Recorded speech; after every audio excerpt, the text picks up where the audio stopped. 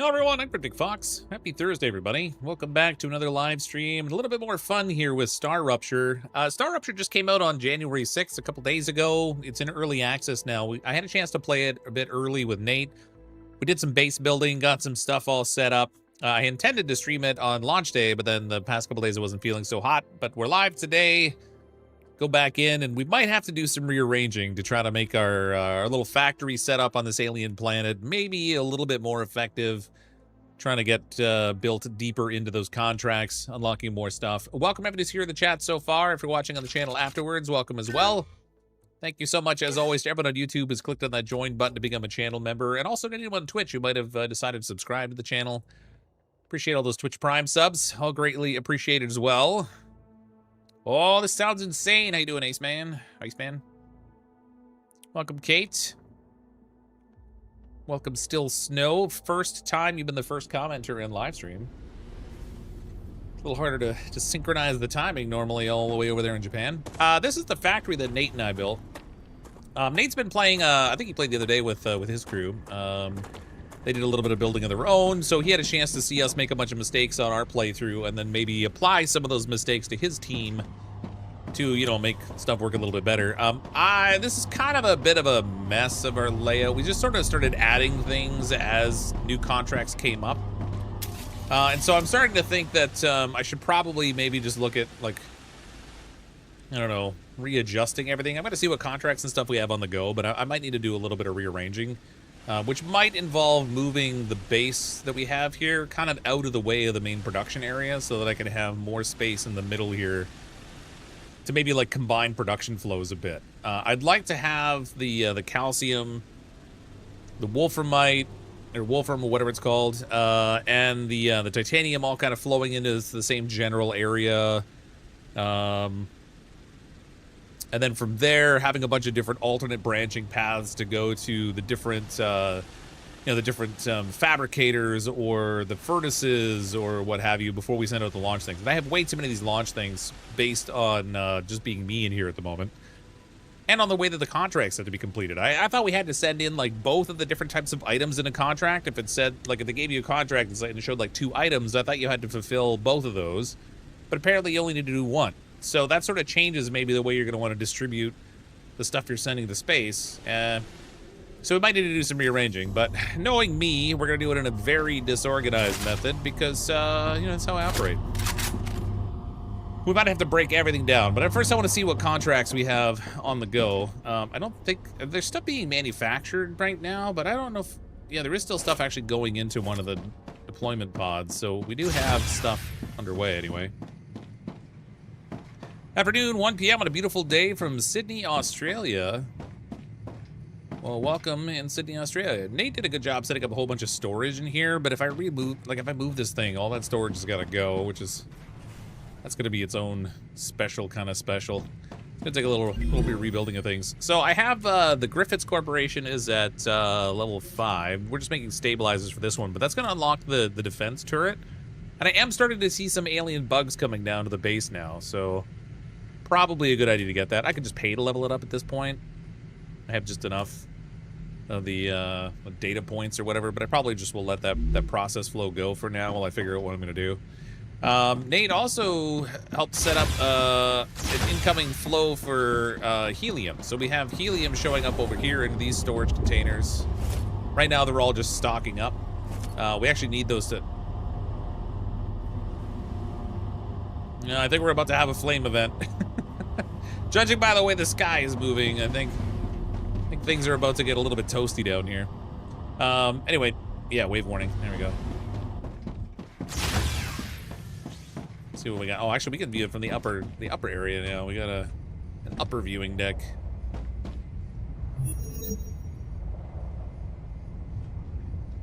Next wave in 13 seconds. Man, everything's gonna get torched. I guess maybe the first thing I'll do after this is go out and try to find some caves to grab some of the resources in from those. Because there are, like, some crystals and things I need out of there.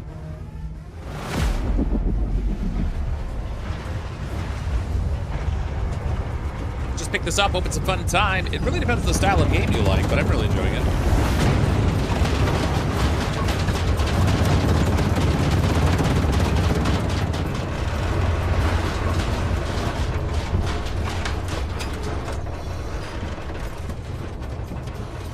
'Cause it's gonna get hot in that big silver pot. The ultimate flamethrower, yeah. That's a good way to get rid of stuff, though. You can just take stuff out there and throw it on the ground. Justin Carnes, what's going on, Cryptic? Happy Thursday, Justin. Hope you're having a good week. So there are some things out there glowing that we could collect, but I'm not gonna bother just now. I don't even know what I use those for just yet. I think there's something later on we can make with them, but I don't think it's something I've actually unlocked. So I'll leave those and get the little blue plant things out of it instead.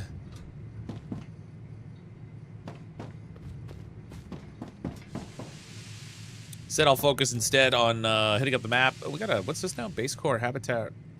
Oh, they changed the colors of some things on here.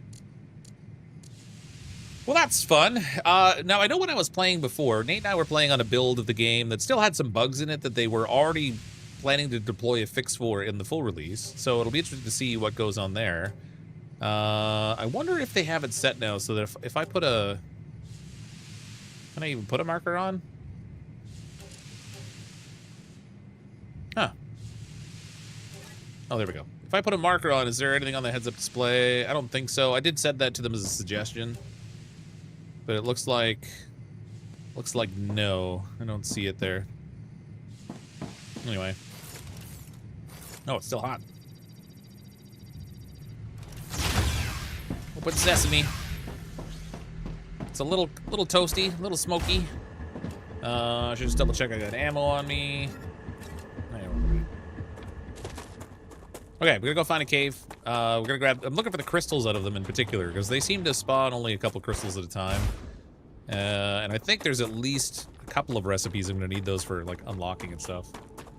Been pretty heavy in survival games recently. Grounded 1 and 2, Satisfactory-ish, Core Keeper, and so on. Yeah, this game is very much like Satisfactory, except it has a bit of a tower defense aspect to it. Because you're dealing with the bugs and stuff. They can come and attack your base. I haven't had too many of the bugs show up, but later on we will get more waves of them coming. Try Abiotic Factor. It's funny you say Abiotic Factor, because when I'm in the menu, the music from this game reminds me of Abiotic Factor. Something about it. So many good survival games to be played. This one's kind of like survival light. Like, you do have to feed yourself, like eat and drink or whatever. But that's not really a tough thing to do. It's not really like a core part of the game loop either. It's just something you sort of have to maintain.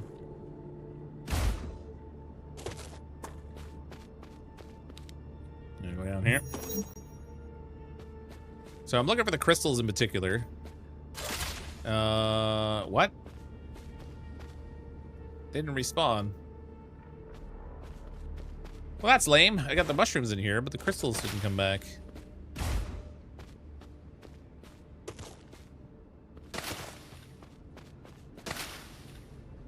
Okay, that cave was a dud. I guess we gotta go find a different one.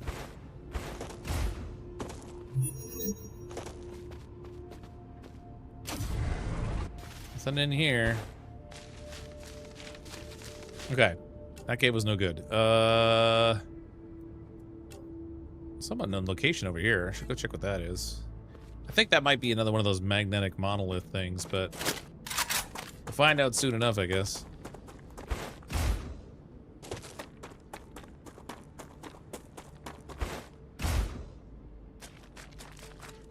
Hey, Game Over, how you doing? I think it's actually down this valley. Yeah.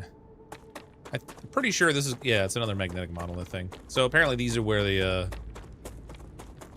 bugs waves will spawn out of these things here. Supposedly.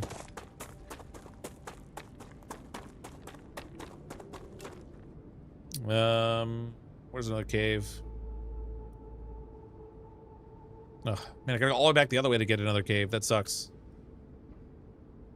Well, I'm not gonna bother running all over there. Let's go over here. We'll go pick up a dead body. Maybe get a drone or two. A little disappointed that that cave didn't have anything in it for me, but what are you gonna do? Quartz do respawn, just not sure if it's always not as fast. Yeah, I might have gotten in that cave after the last fire event. Maybe they just don't respawn that quick. I'm not really sure. It is what it is.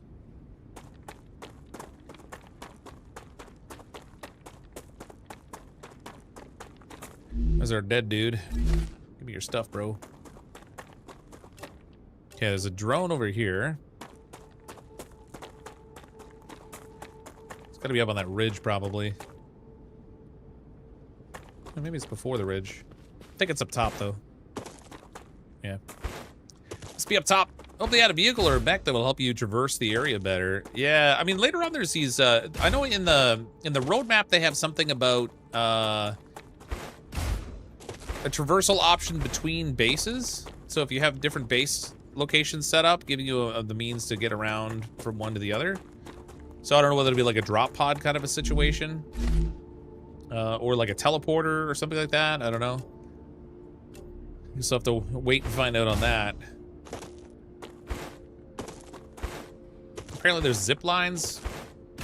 So I've heard anyway. I haven't seen them yet, so I don't know.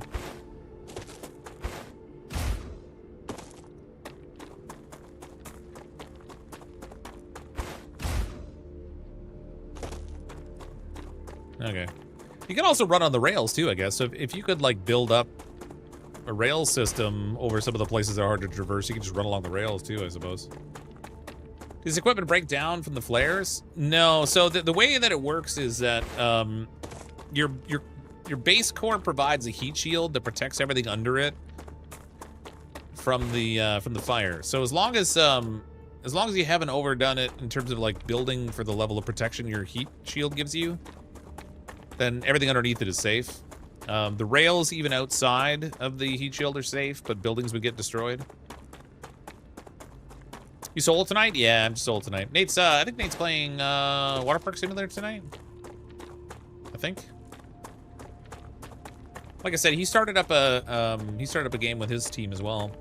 So I don't know how much he's gonna want to like double down on playing 2 different save games of the same game. That might be tedious.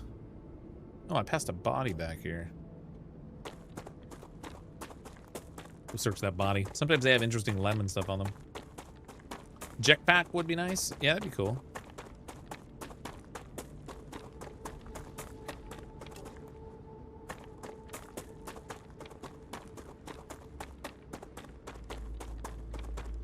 I guess they just have to watch that whatever traversal options they provide don't, like, sort of trivialize the game too much. Increase stamina regen during slide, but I hardly ever slide in this game. I don't even remember how to slide. It's not pulse. Oh, yeah, it's control. There we go.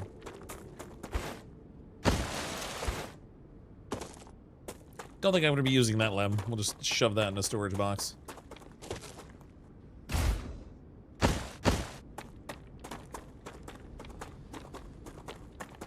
College girl Amy, how you doing? All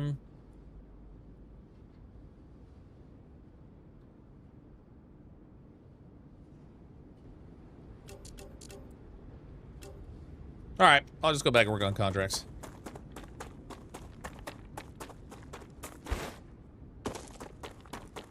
Some of the caves that are nearby might still be open, I guess. I could try. Actually, there's a cave that's just passed here.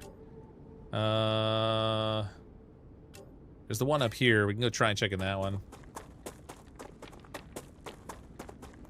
If it's still open. They close over if you don't get to them fast enough. Do you sell the lems you don't want? I don't think there's like a selling mechanism in the game. At least not that I've seen. So far I've just been sticking them in storage. There's not even like a recycling option for things, so you can't like get other materials and stuff out of them. There isn't really a currency set up either, aside from like these data points or whatever.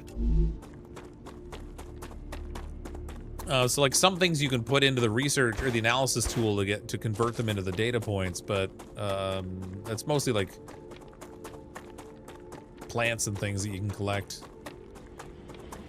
chips and stuff you find. So like I've got this this here, the damaged logic board, for example, is something that I can convert. I don't think we can with the lamb, but might be worth trying. Nope. Yeah, so just plant life and these like circuitry things that you find, you can turn those into data points. Only a few things you can stick in there.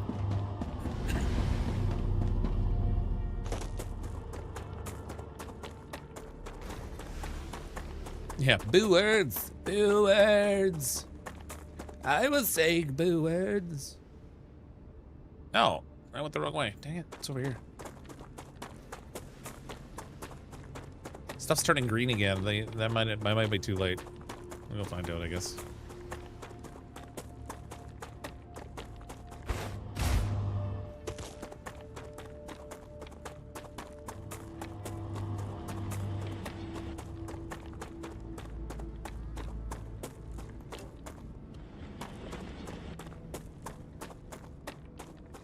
I really, really hope they, like, both put a compass in the game and make markers visible on your heads-up display. When you, like, if you mark something on the map, it'd be nice to have some sort of a heads-up display system to get to it.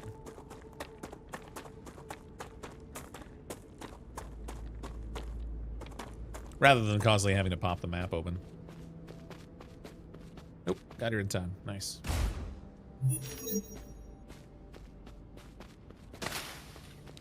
Game really wants me to use my flashlight. Every time I go in a cave, it tells me.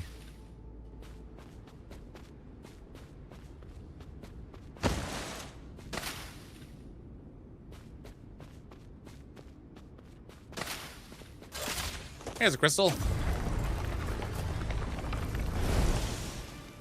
5 quartz ore.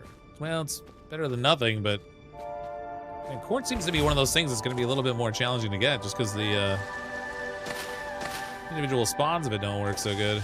Oh, it's growing over.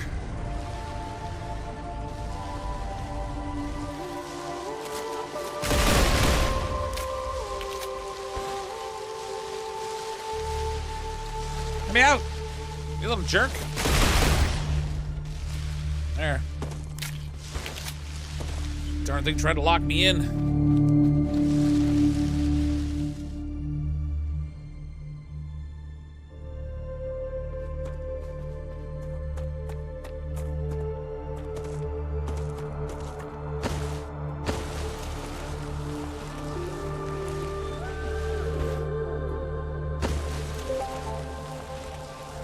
You can go downhill pretty quick if you slide.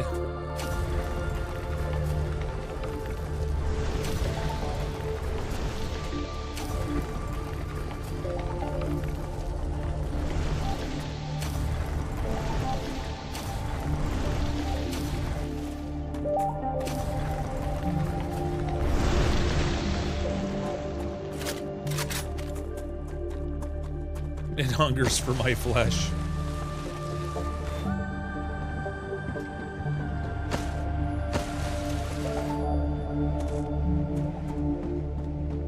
All right. Granted available. That was the wrong button. Okay, we got my drone. We're gonna drop this thing down first. I don't need 3 levels high on that.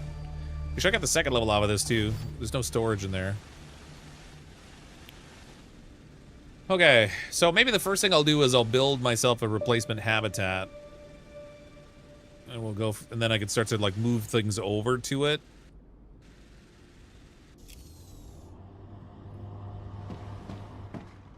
I'll turn around now. Where am I? There we go.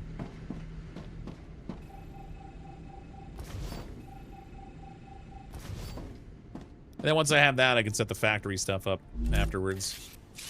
Here's our habitat module. Rotate? Ah! You know what, this would be easier if I use the mechanisms they give me for this.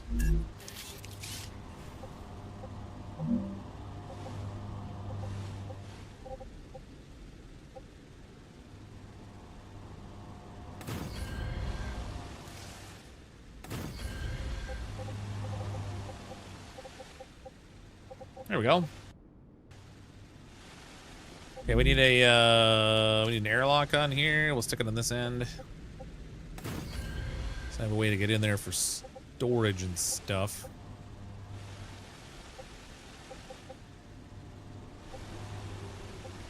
Now the problem is going to be, so Nate had this set up so that we had a bunch of our crafting stuff in one room and then storage in the next one over. I can't build that way right now because it'll get in the way of these things he's got set up here for the moment.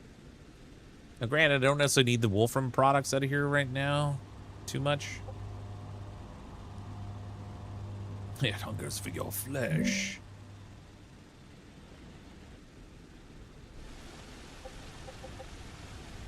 Need a door on this end too, I guess. So I got options.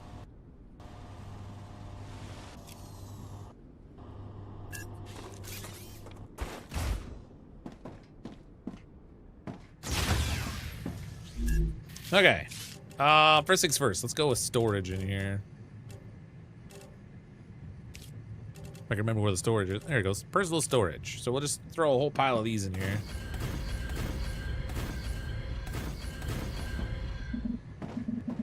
So what if I had the resources? Dang it.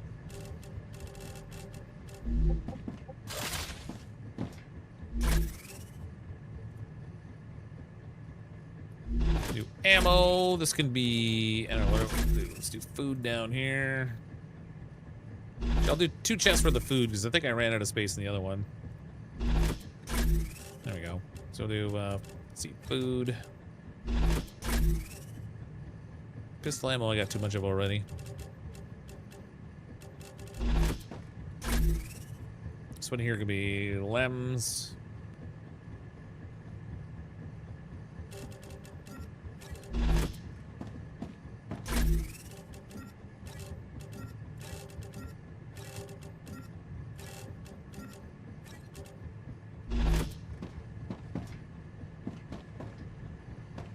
I gotta get more stuff. I think we had a chest in here somewhere that actually had a bunch of the crafting pieces in it.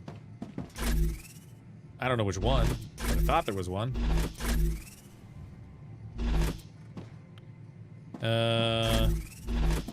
Titanium bars, calcium blocks, wolfram bars. Dang it. Basic building. There we go. They built a whole bunch of that stuff.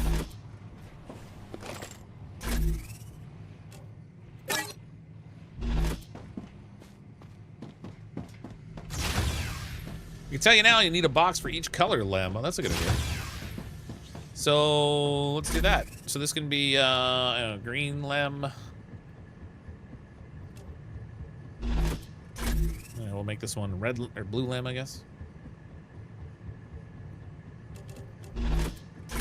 And red lem. Now, don't anyone get used to me organizing this way, because this is not generally how I operate. Organization, schmorganization. Wouldn't want people to start coming to expect it of me. That'd be bad, okay?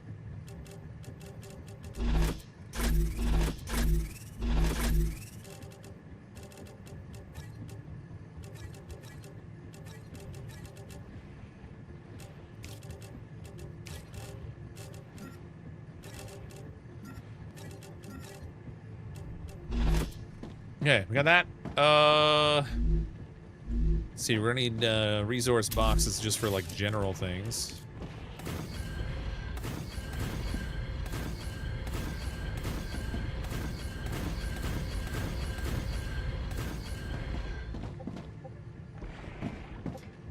Uh oh, now your bugs.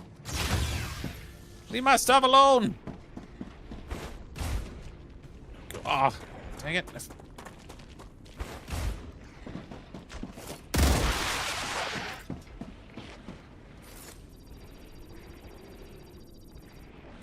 Definitely need to get those turrets unlocked, because there's going to be more and more of this happening. I wonder if I can damage my own stuff by shooting it.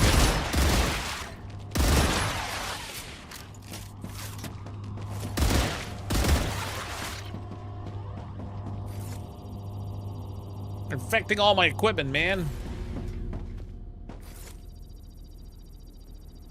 It's rude. Are you disorganized in real life too, or just video games? Mostly video games, honestly. It sort of depends. I'm not always super focused on organization unless I need to be. So, ironically, my day job is about efficiency and process efficiency and stuff. A little less manufacturing and more servicing, but in my normal day-to-day life, I kind of fly by the seat of my pants a little bit.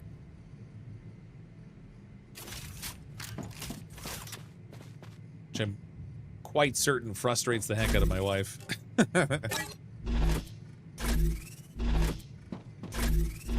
Okay, these are all empty, so that's good. Which means I can break those down. Well, basics. No, let me get this stuff unloaded first.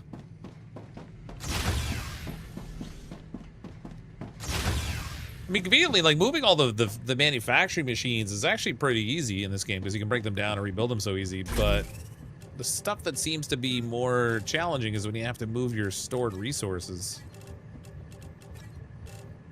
That's where the work gets annoying. Okay, let's make this one, Wolfram powder. Put all these in here.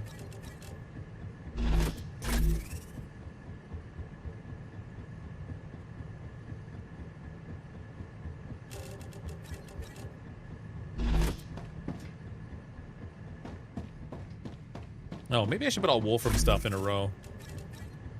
So I could do like, I don't know, Wolfram blocks.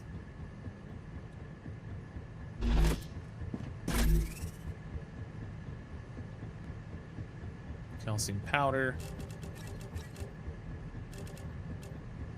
No, not blocks, bars. Maybe bars.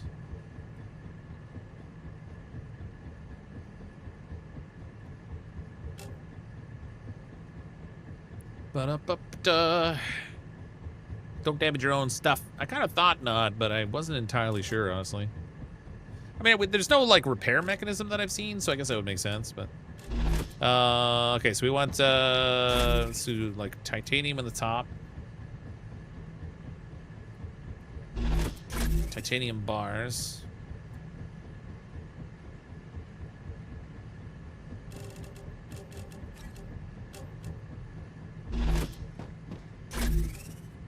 Helium.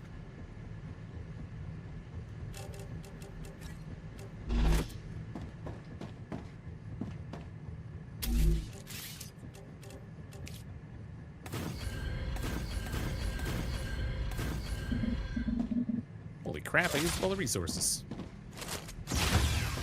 Many things in a row, I'm proud. Shh, don't call it out or I'll have to change it on purpose. Just to be a pain in the butt.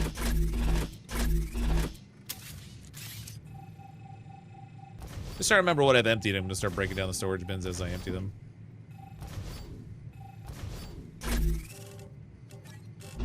Basic building we'll leave for a bit.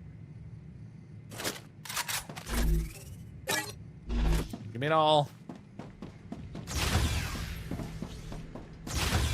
Hey, old Zach. Evening all, late to stream, reorganizing all Nate stuff. I'm just reorganizing everything in general. I want to try and, like, change the way we have our resources distributed as they come into the factory so that we can, you know, try to get more efficient like with them. I think I'm just gonna put this in with the ammo for now. And instead of like at the bottom one, maybe I'll just do like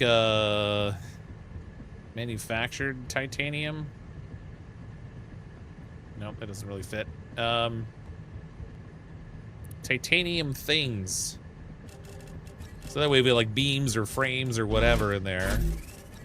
Let's stick it that way.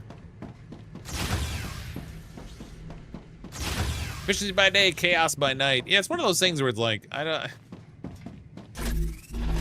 occupies my brain during the day, and I want my brain to like turn off a little bit at night. Which in some ways makes it weird that I play these games at all. I shouldn't be playing ones that are just really basically pure chaos. Titanium plates. Oh, lots of titanium bars.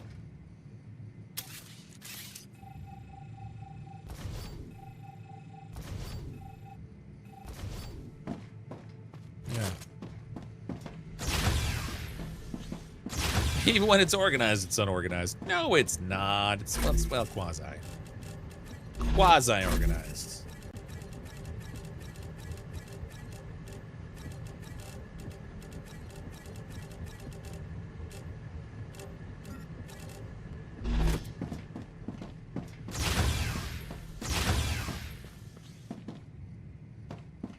What do we got? Lem's already cleared out. This is all calcium, so that's good.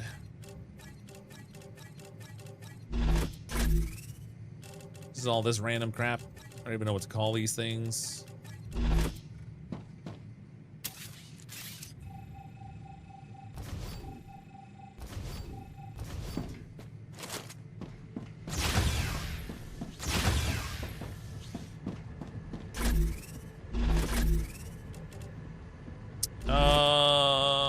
Maybe I should, at the top, I should go calcium.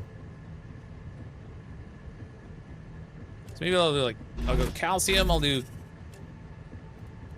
I don't know if I'm ever gonna have calcium blocks in here.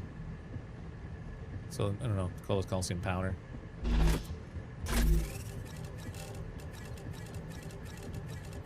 That way the raw materials are all at the top. I gotta change that one around, but whatever.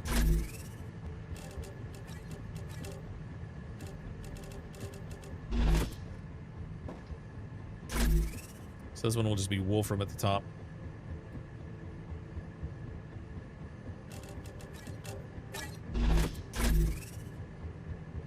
Wolfram bars, and then the bottom it could be like Wolfram stuff. Same as the same as the well, yeah, whatever. Titanium things and Wolfram stuff. It's fine. Whatever. I don't even know what to call these things. So Ignitium, we've got Meteorite Heart. Let's put those over here. I'll figure out what to name this one afterwards, but I'm just gonna make it a jumbled assembly in there. Walking around with a pew-pew to scare everything into the right box. That's right. Sometimes you gotta show a little bit of force if you want things to go in the right box. It's not gonna go there on its own, man.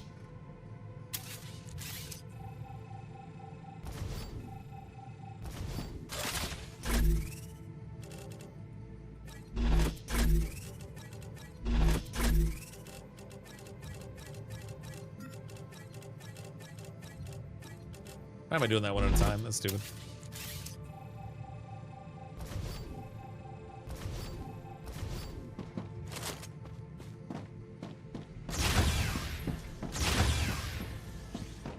All right, Wolfram in here, Wolfram bars in here.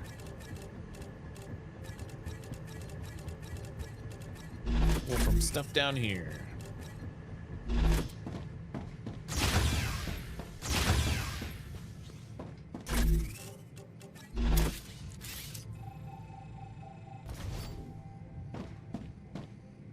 That's it, actually. After I get this out of here.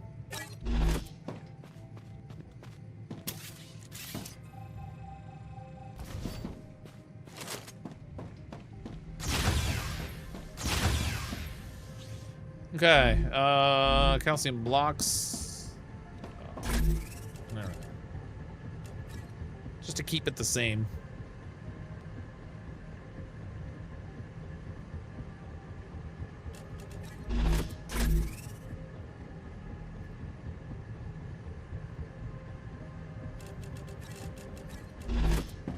Calcium, calcium blocks, calcium junk. We got Wolfram, Wolfram bar, Wolfram stuff, titanium, titanium bars, titanium things.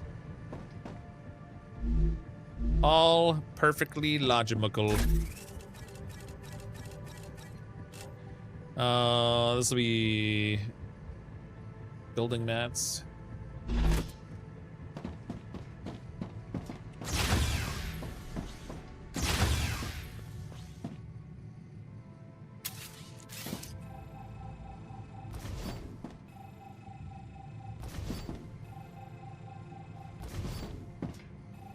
Sorry, Nate, your respawn pod's gone. We'll have to redo that afterwards, I guess. We have the lem machine.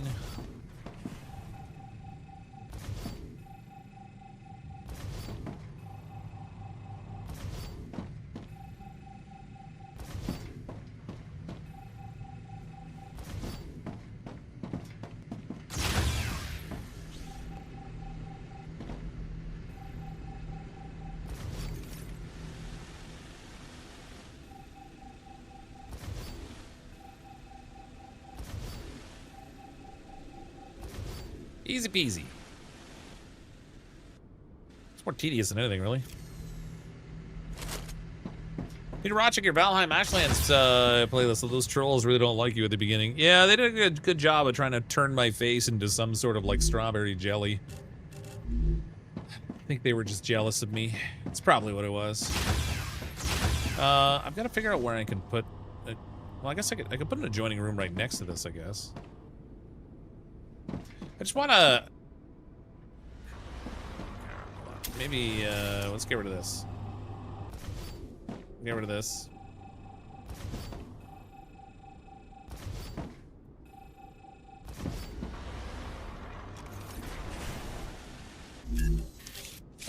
Need to throw another habitat right in here. Wait, what happened there?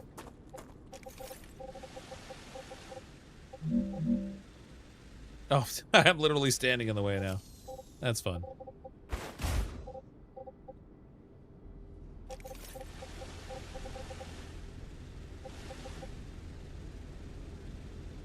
That's totally gonna get in the way of the thing. I could rotate it, I guess. There's nothing saying they have to be oriented in the same direction, but that's still not great.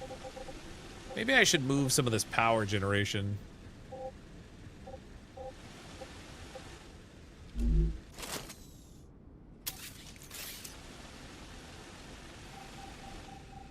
We have a ton of power anyway. So we'll go like that. Stack it in this way.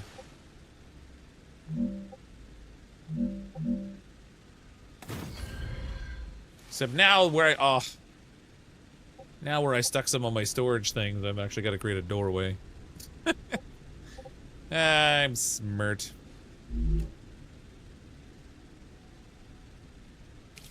What happens if you put a whole row of horizontal connectors in?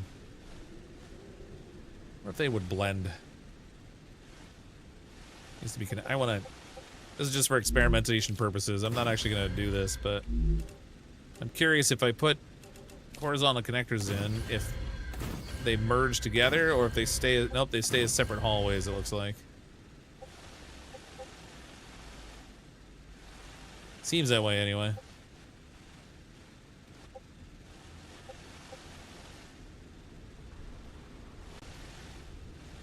They do not make a big hole, sadly. Well, it would have been nice.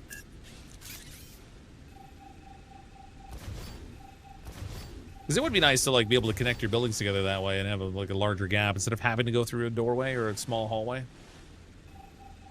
All right. So after doing all that storage rearrangement, I now need to move things around again. Maybe I should be having the storage in the back room, but it's not really the most important thing tonight. I want to get the manufacturing going.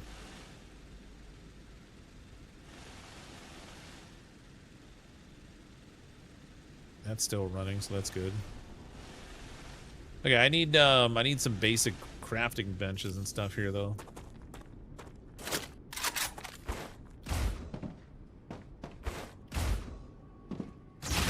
And the stuff for my contracts and whatnot too.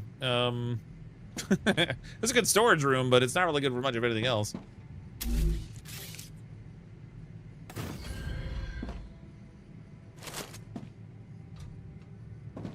All right, we'll put it all up here for now. So we got the analyzing station.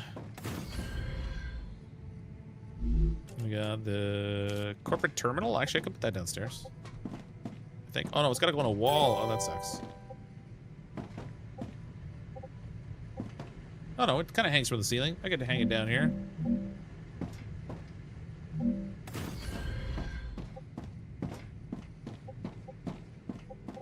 Maybe a weird setup, but whatever. I can rearrange it later. Throw a regeneration chamber up here.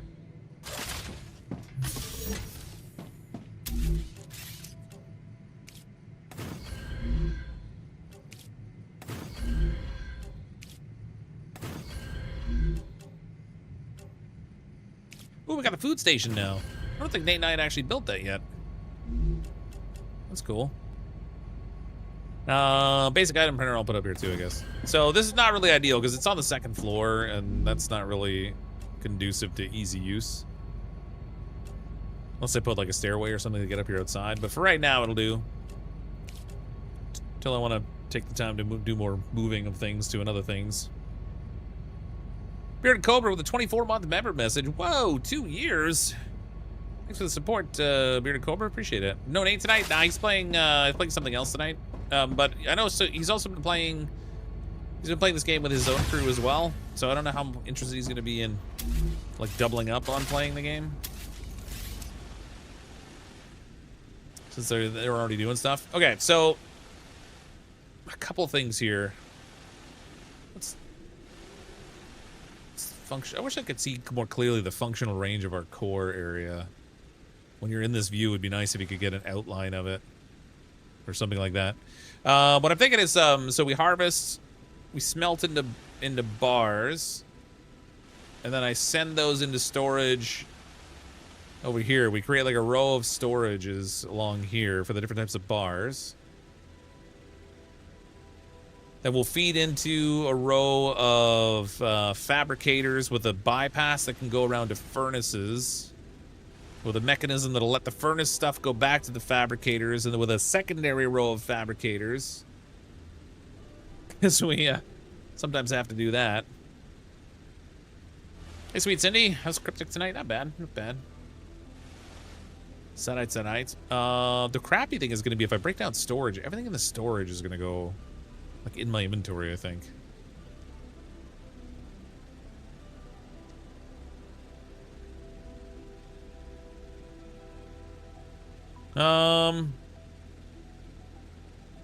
Okay, well, first things first, let's get the smelter stuff going.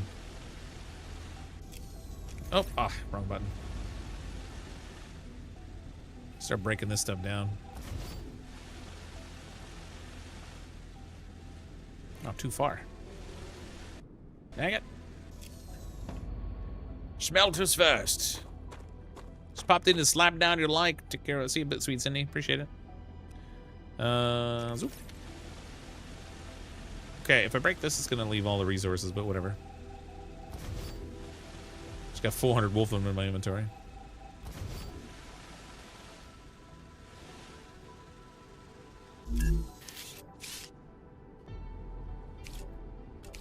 All right. Oh man.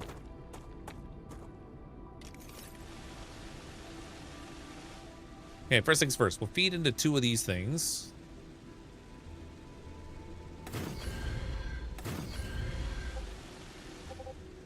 Those will feed into a double set of smelters.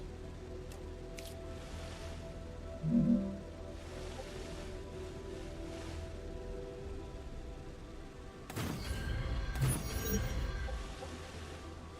we go. And I kind of want the rails to be set up so that they can pull from either one, but it probably won't matter because they'll both be pretty much full all the time. So plug into there, plug into here. Hey, Wildies, how you doing? Welcome anyone joining from Will's stream. Appreciate the raid. Just in the interest of having these things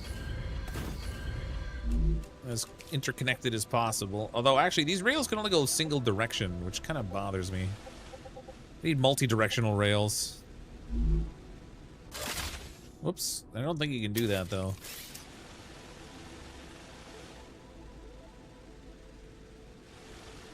So I guess these don't really matter.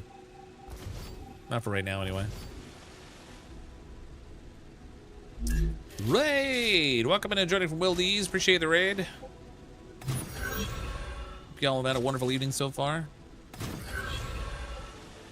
Well, thank you. Well, thank you very much.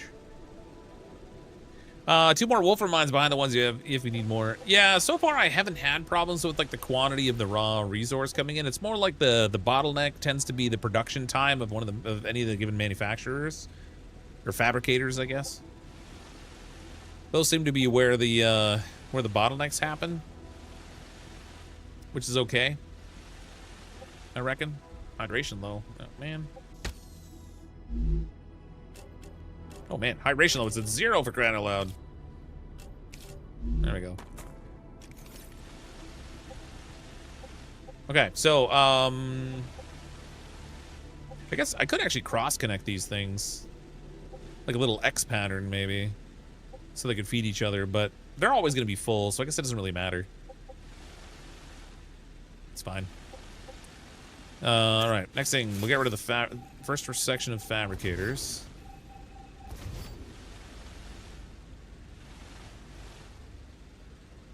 Actually, those were smelters I just broke down, so I'm getting loaded up on materials now.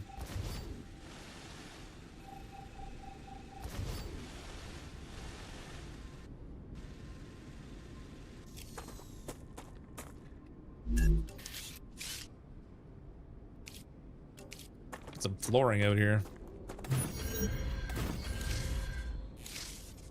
You can copy a building. Press Z button while looking at the building. Oh, that's fun.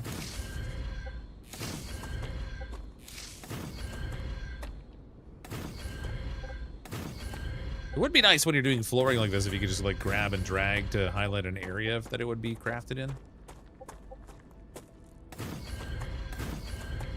Instead of having to build each one of the panels individually. Is what it is for now, but...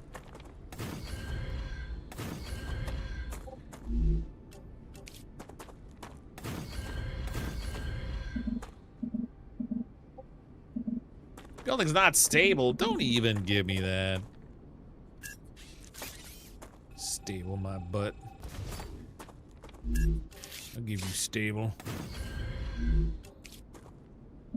Building's not stable. I wonder if I need a supported platform on it or something. Probably about the number of connected pieces under here because this doesn't have a support on it. So maybe we stick a support under here. Oh, you literally can't. That's interesting.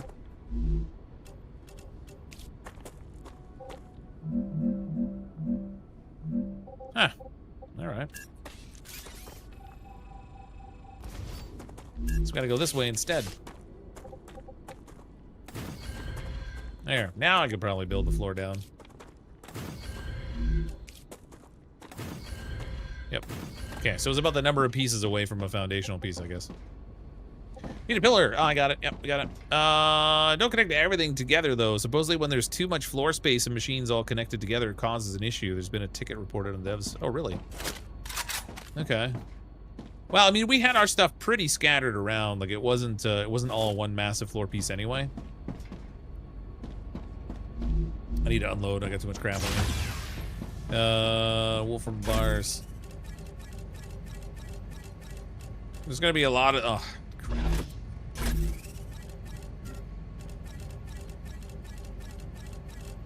Okay, well, the bars I can put in once I get the storage built for it.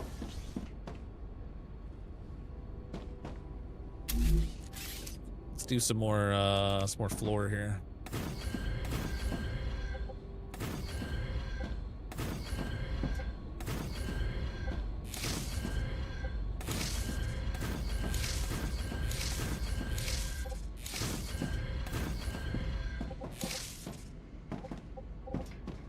Right click and drag?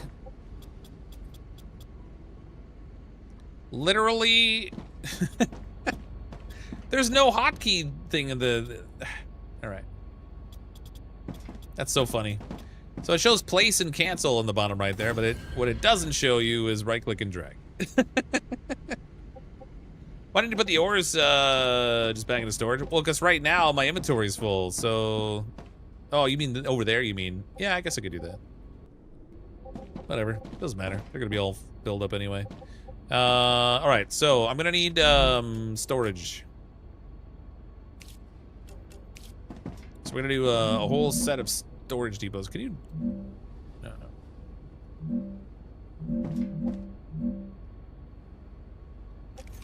This would be easier if I was a little more mobile. Okay, so we'll do lots of. We'll do. Well, I have to bring in calcium here too, so let's go a little crazy with the storages, maybe. That was not right.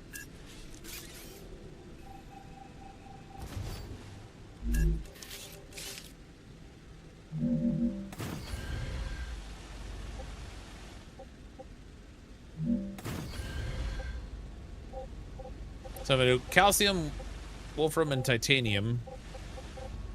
Well, 3 wolfram, 3 titanium, 2 calcium. 1, 2, 1, 2, 3, 1, 2, 3. Yeah. All right. So we'll do 2 calcium and 3 of each of the other 2. And then those will all feed into production chains on the other side here. So we're gonna have to do a lot of rails, a lot of intermingling.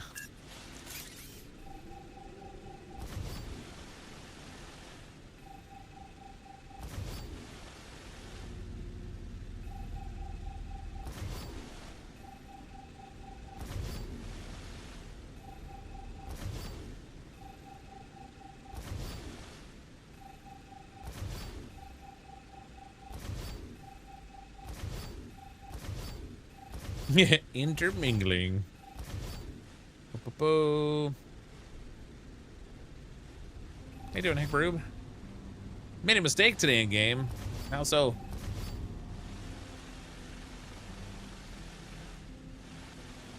Like the kind of mistake you can't really recover from, or like the kind of mistake that's just sort of like happens? Oh, some of this stuff is still going. Still making parts over here for that one contract.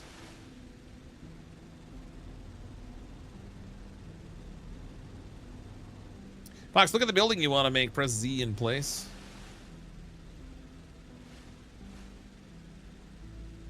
You mean if I'm not in this? I guess I got to be out of this into build mode.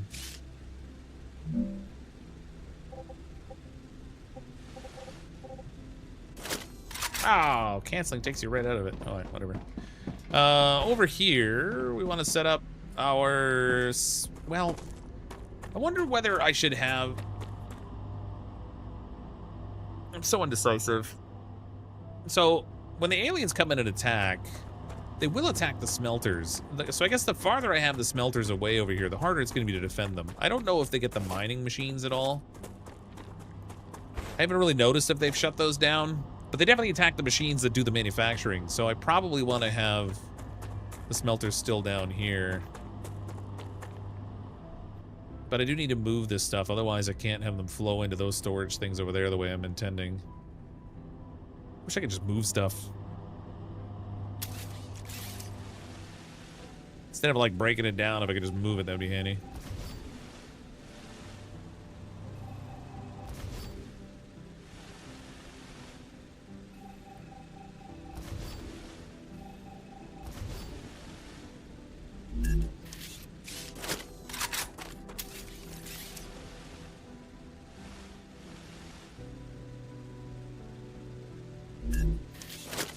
Oh, that's so annoying. I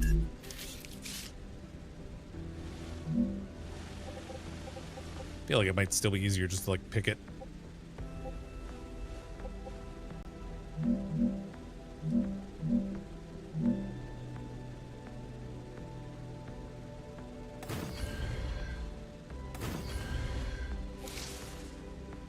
Okay, so the ore can flow into that. I'll put the smelters here right after it.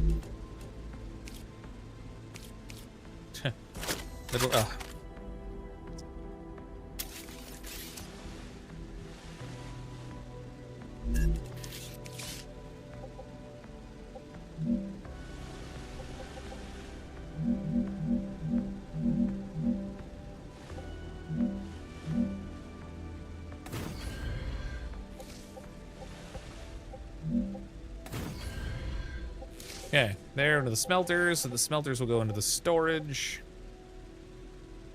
Sadly, can't be in drone mode when the rupture hits, though. It would be pretty sweet. Oh yeah, if you could be like flying around in here in drone mode, that'd be cool. I guess the drone would just get destroyed, but it would be cool. I just realized I didn't set that other storage over there for Wolfram, so it's not even extracting it yet, but that's okay. Plenty of time, plenty of time. Okay, so the product that comes out of this needs to merge together to go into those storages over there. So we can do a like a rail connector or something here. Actually, that.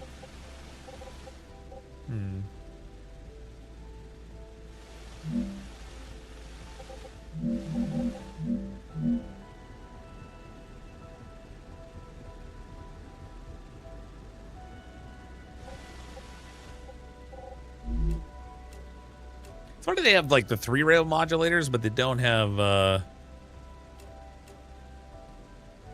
a 2-to-1 or a 1-to-2. The rails in the 3-rail pylon are too close together, given the game's tendency to curve every rail. They constantly collide. Oh, do they? That's fun. I never really played around with those too much. So I'm thinking I'll merge these into a single rail and then split them into 3 again over here to go into the storage.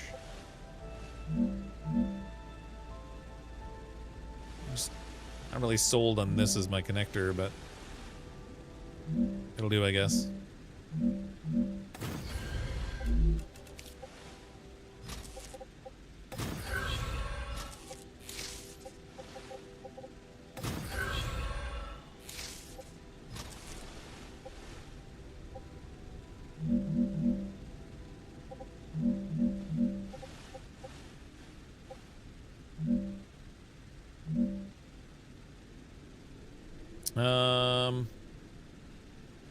Actually, I want the rail modulator there.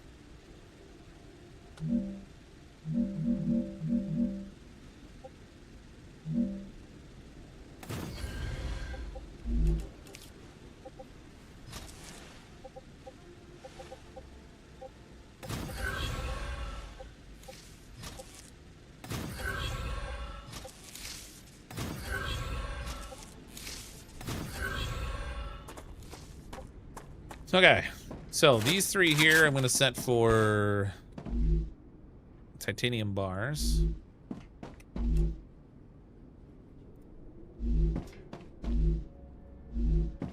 These three will be wolfram bars.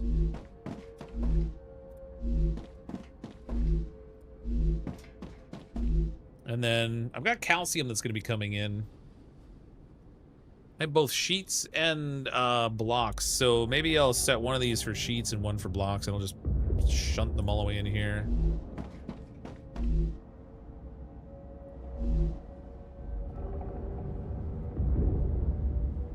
I think we're about to have another wave.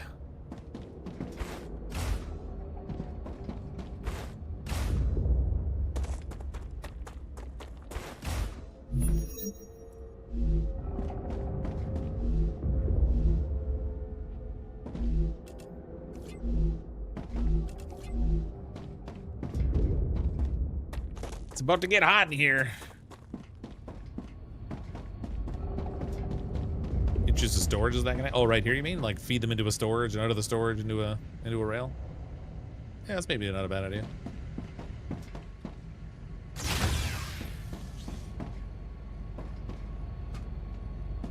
Need windows in here, man. Can't see the world go boom. Oh.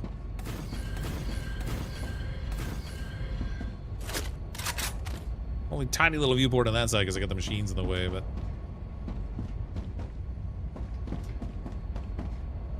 Incoming wave!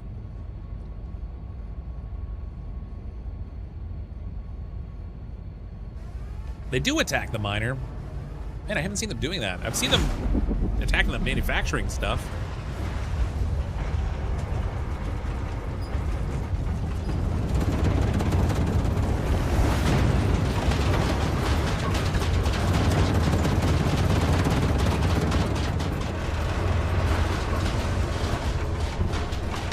I've never seen the wave from the side or the back side. Let me tell you, the backside wave is good stuff.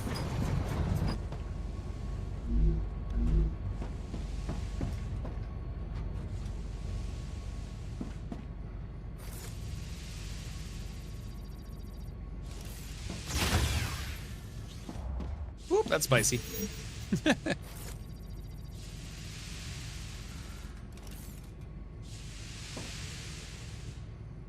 It's a little roasty outside.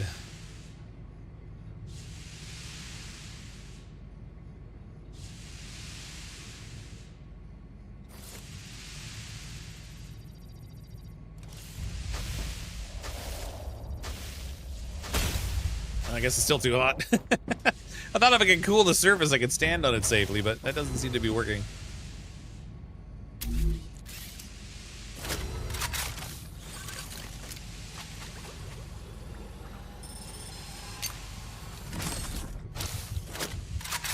Plan on playing more State of Decay 2? I bought that thanks to your past videos. I probably will at some point while I'm still waiting for State of Decay 3 to come out, but I've been focusing more on a bunch of other games.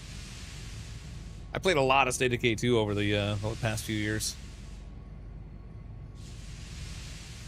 Such a good game. Okay.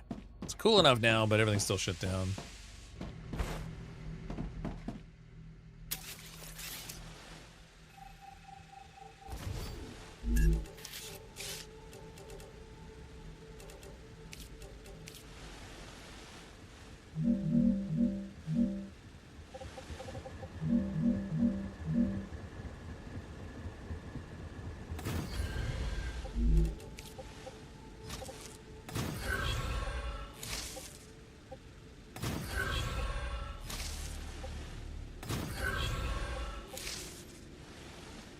Can't interact with these buildings.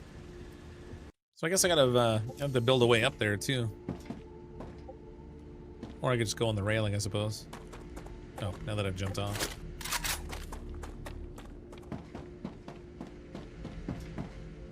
You get high enough to get on top of this thing? That'd be a no. Dang it.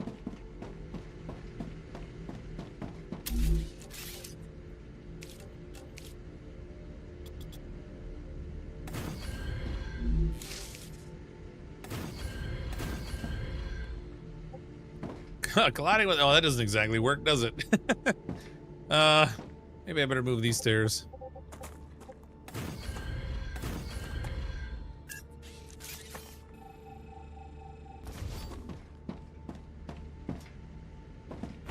Enough.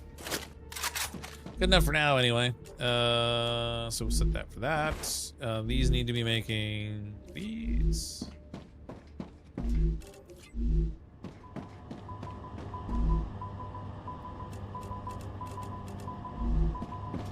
I'm gonna have to reset those rails too, actually.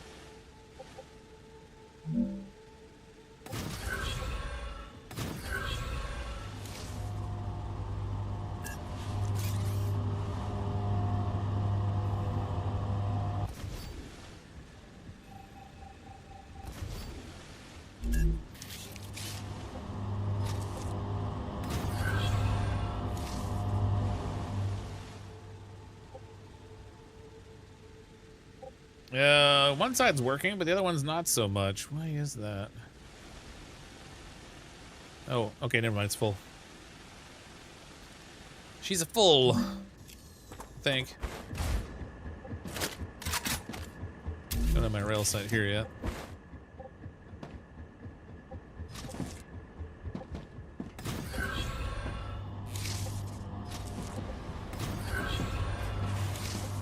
Okay, so those will both feed into this storage. That storage feeds into that line, which will feed into the other storages. Should be a pretty steady flow out there. We'll get all those filled up. I need to set up the Wolfram one now. Use the walkways, maybe? Oh, for the, what? Talking about the ones that change elevation or whatever? Yeah, I could do that, I guess. Instead of stairs, so they don't get that weird meshing point. I guess I could do that, you know, if I wanted to. Okay. Actually, no. Let's do the same thing here. We'll do into a storage depot.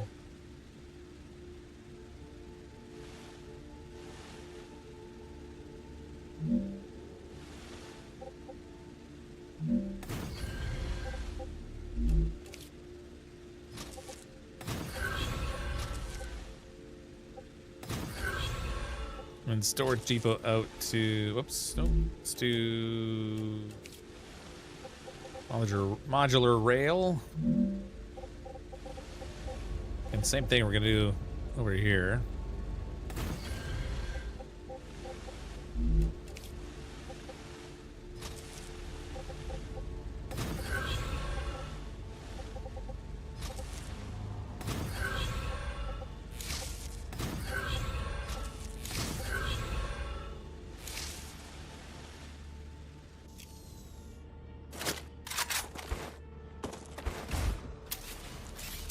No, not that.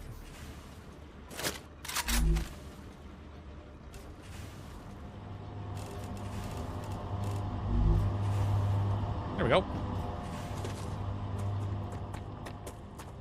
Okay, so that gets me that stuff fed into here. Now I want to get my calcium fed in over here too. I already have the calcium manufacturing going on in underneath that heat shield over there, and it just sends it over this way.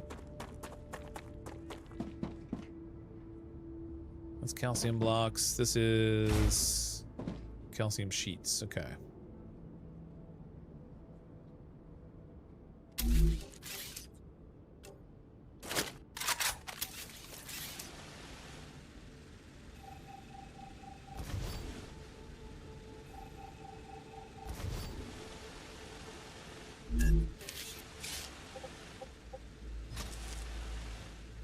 Later on, we're gonna get like these point-to-point delivery things. I think that'd be kind of cool. Save a little bit of this weird rail running. You're too far. Get back. Dang it.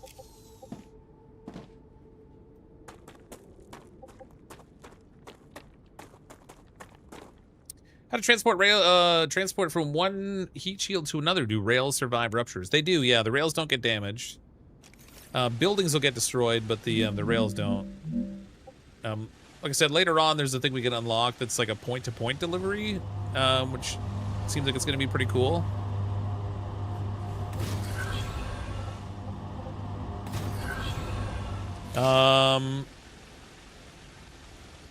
Okay. Let's break this down.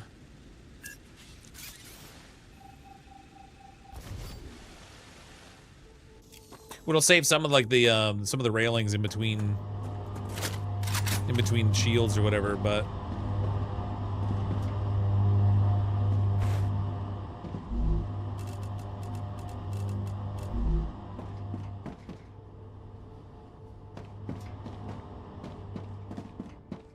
I think I might put like an intermediate storage thing here for calcium along the way. It's not really a reason for it to send it out this way until I oh, it's still going. Okay. Wasn't sure if it would even call for it if it didn't have the space to put it away. Yeah, it doesn't. See, it stops right there. So it might be worth stockpiling more calcium in here. Maybe I'll do a double layer over here of these.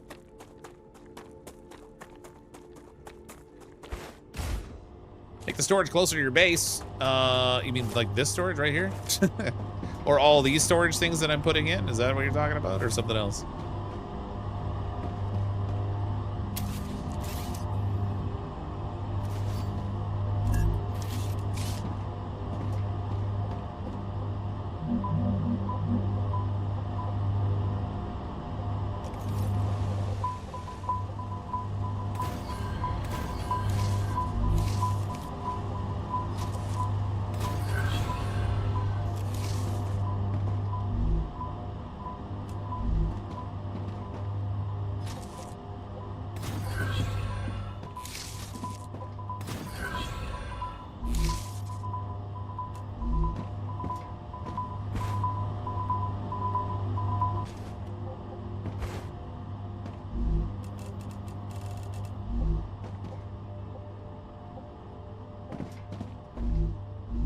There we go. Okay, and I gotta feed in the sheets over here too. StarRupture, someone punt Gary Gary Busey's beans again. Oh no, not poor Gary Busey. He takes so much abusey. Of course, it's not to delete everything you did before rebuild. That's pretty much what I'm doing. I'm just reorganizing everything. I just want to be able to have that set up in a way that gives me flexible product flow, so that when I need to change the stuff that I'm making, I can. That make sense?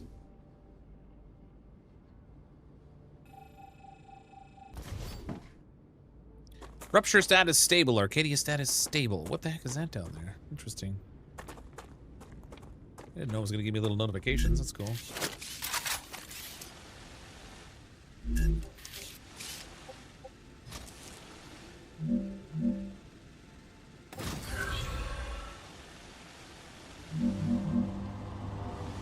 Thought it said Rupture status stable. That doesn't look stable. The freaking game lied to me.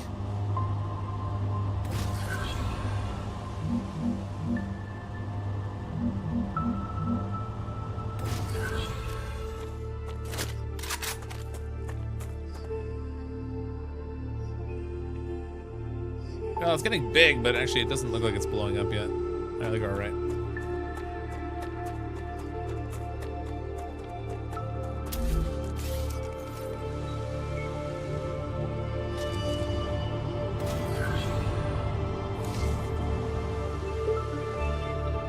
Okay.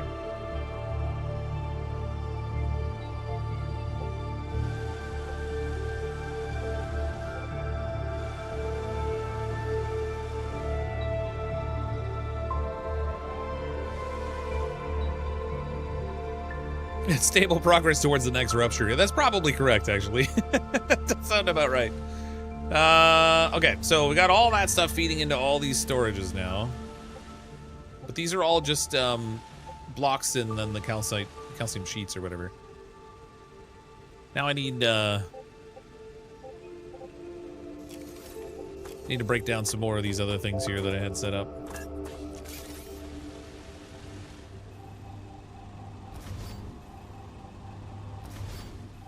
So there's pretty much nothing anymore that needs just like the raw blocks, aside from like, you know, manufacturing. So I can set up manufacturers without having to worry about a bypass.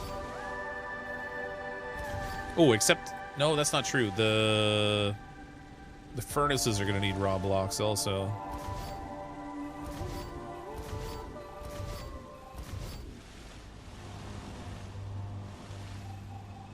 Speaking of furnaces.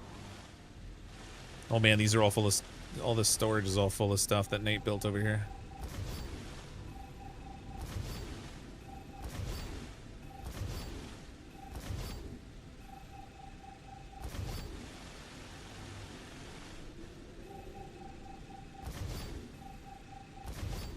So much deleting, so little time. Here's an indication that the planet is now fully green again. It's very pleasant. Okay, so second order of operations here will be our fabricators. Fabricators or furnaces. So there's never going to be a fabricated object that goes into a furnace, I don't think. So maybe I should do the furnaces first. Let me find a... I'm trying to find a furnace over here that I didn't already break down.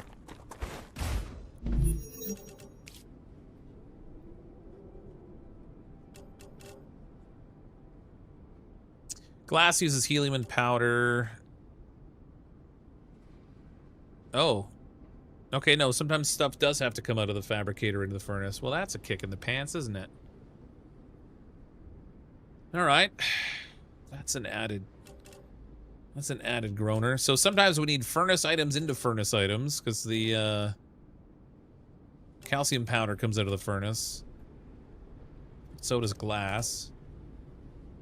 Oof. Why, game? Why you do these things? Okay, let's go with fabricators first, I guess.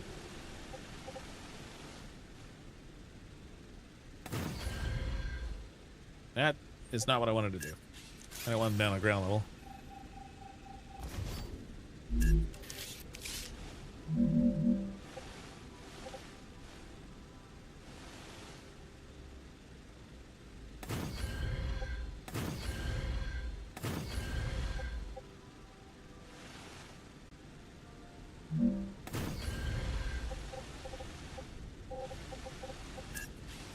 I don't like the placement. We're moving them. Gonna be nitpicky. Fabric cobbler, yeah, pretty much.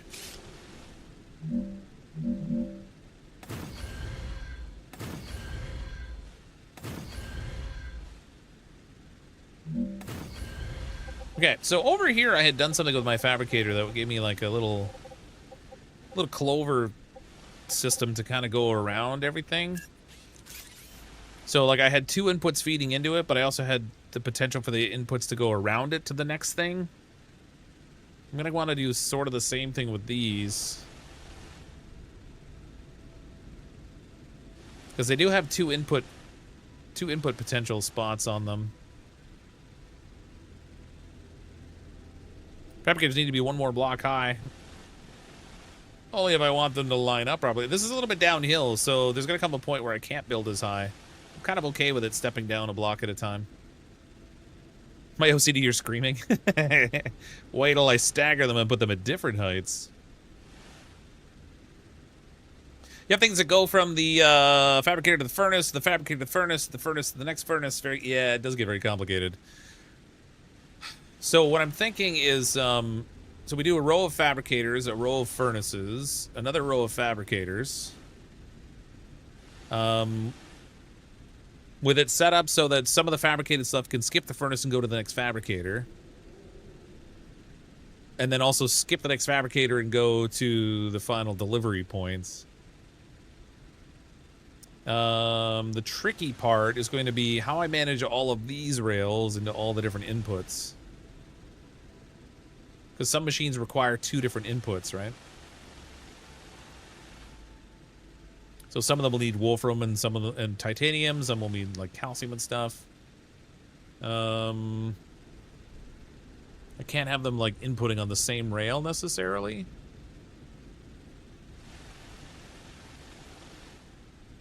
So I almost need like 2 rail connectors for each one of these fabricators.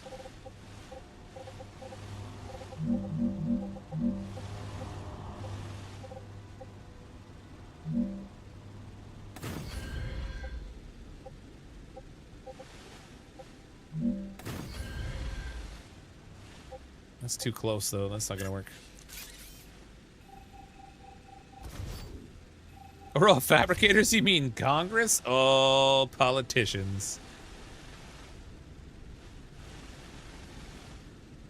Fabricators, prefaricators. I mean, however you care to think of it. Have you noticed that the ores have different qualities, like in Satisfactory, which means they produce at different rates? Oh, I haven't noticed that, actually. I've only really been dealing with a couple of the ore deposits, though, so I guess that's not surprising I haven't noticed it. How am I going to do this? It was really easy when I was doing it from over here, because I was just basically running from the... Well, so I have like a set of smelters going into storage that feed into like single rail into fabricators and then into like double rail fabricators after.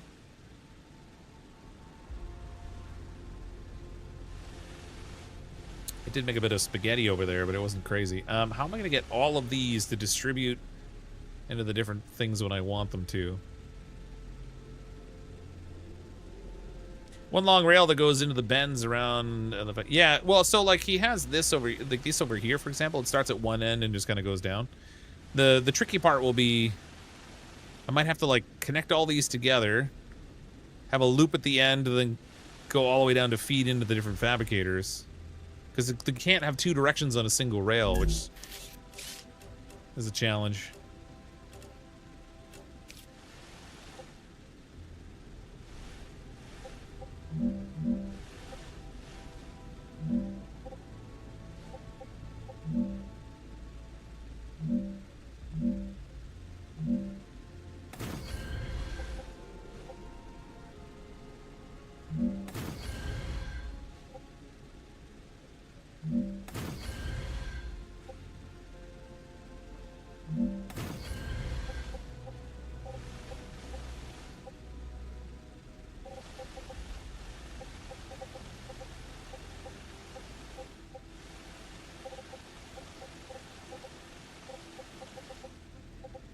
So, this first row maybe will just be all single order inputs.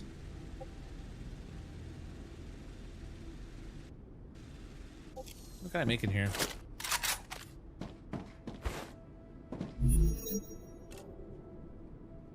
So, like,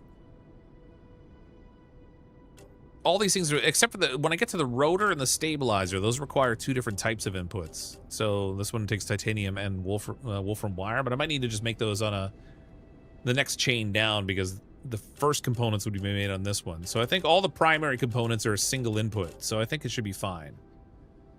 And then the second order, I can have the double input for the 2 different types of things that have to go in to make them.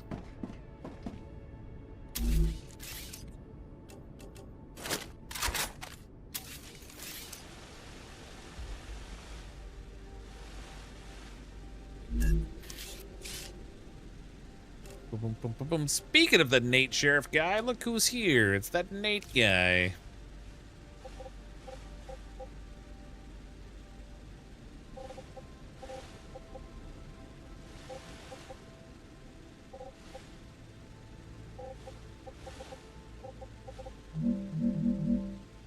See, like, I might need to go, like, The problem is I don't know how much of a bottleneck this is going to create. This sort of concerns me that I might be bottlenecking this. Hold on. I'll fix this for people's OCD. Hold on. Cover your eyes, Nate. Don't look. Yeah. I'm doing a little rearranging, Nate. I'm sort of like, I'm shuffling the furniture a bit. Trying to get this set up so that we can have it all, like... I'm hoping to get it to a point where I can mostly just change the recipe it's crafting without having to move machines. Now, whether I achieve that or not is another matter altogether. So we go like this into here.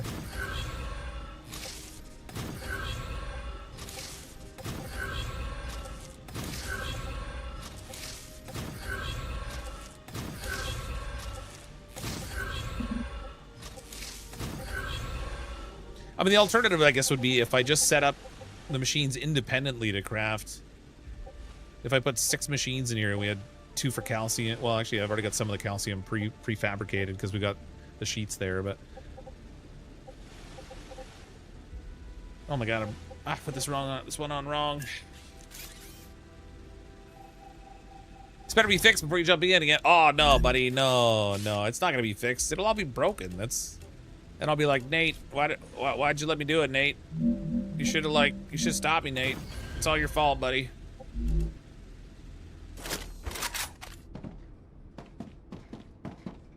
I don't know if I like how I'm doing this. I think I might want to take all 3 of the titaniums and feed them in to like 2 of the machines. I think I should probably... This first row, because I'm only crafting from single components, it might make more sense. Instead of having the big crazy rail system here, if we just did a like dedicated machines for the task.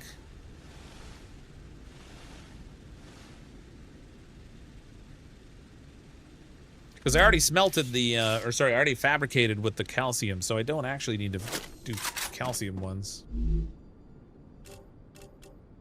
Yeah, calcite sheets I've already made.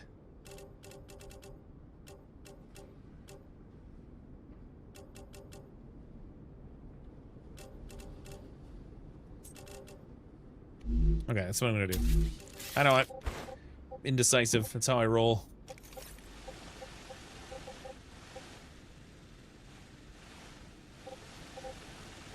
So 2 for each, I guess?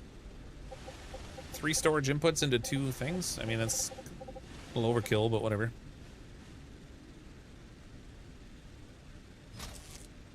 Oops, what happened?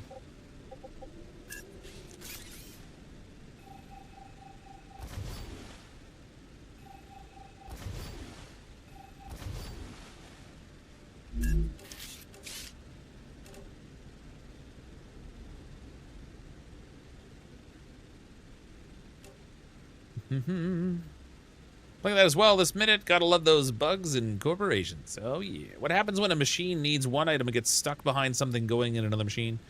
Well, that's what I was thinking of. Like, I don't know if it'll like shunt it out of place. I haven't really put a whole bunch of stuff on singular rails yet. It is a pull system, so like it'll only grab the things that it specifically needs.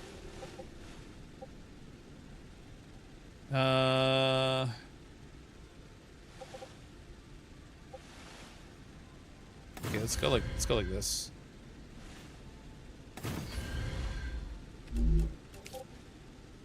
So here into here, here into here, here into.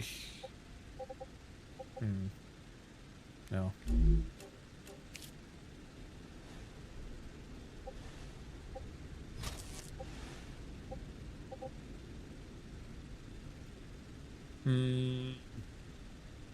So indecisive.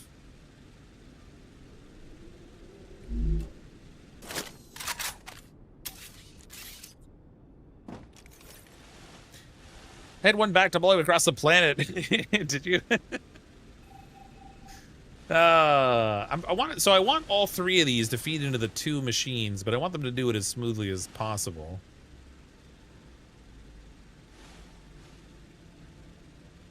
It would be really nice if there were rails that would allow like movement of the objects in 2 directions instead of just one. I'm gone rogue. Yeah. Who's coaching me to organize? Nobody. I'm gone rogue. I moved our building over there to get it out of the way so I could start to like cluster all this stuff in together here. They need rails. Well, you can go manually purge them, but yeah, they don't purge themselves. I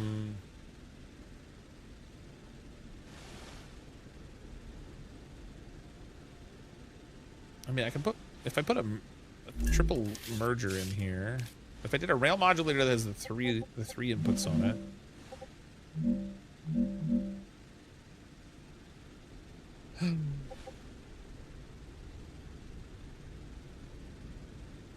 I can connect all 3 to that, but that's just going to cause a bottleneck.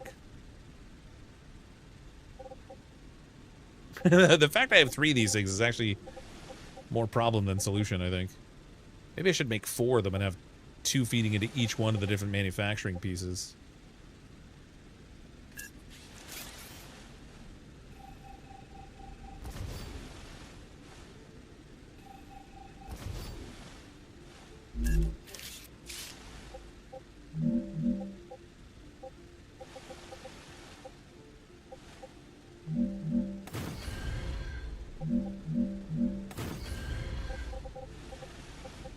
Gotta move my guy out of the way.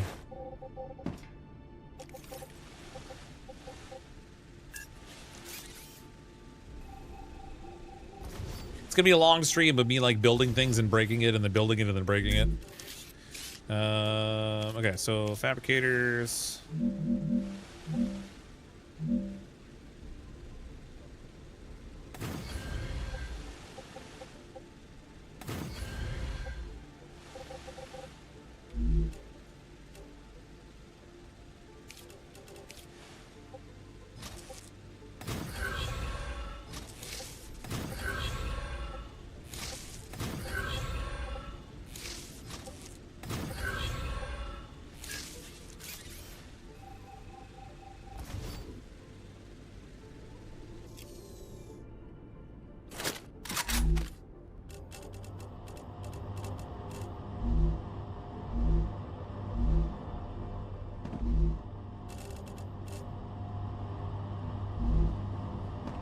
Okay. So that gets the first layer set up, and I did leave the second rail open so I could loop back around to it if I need to like manufacture or smelt something else and then feed it back into the manufacturing line. And then I guess I'll do the same thing over here for the wolfram. And like I said, I already did the calcium under the other heat shield. At least for the sheets anyway.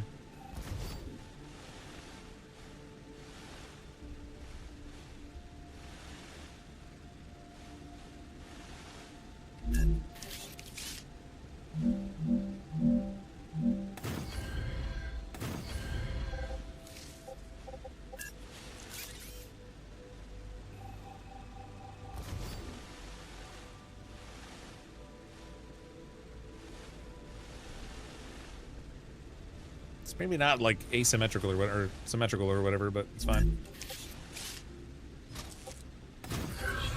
It'll do, pig. It'll do.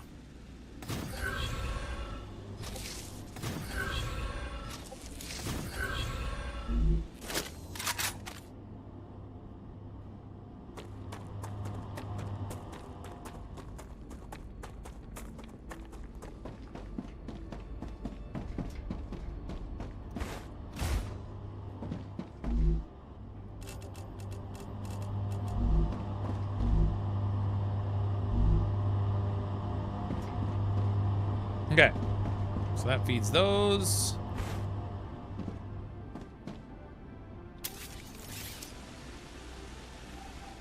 Get rid of this thing.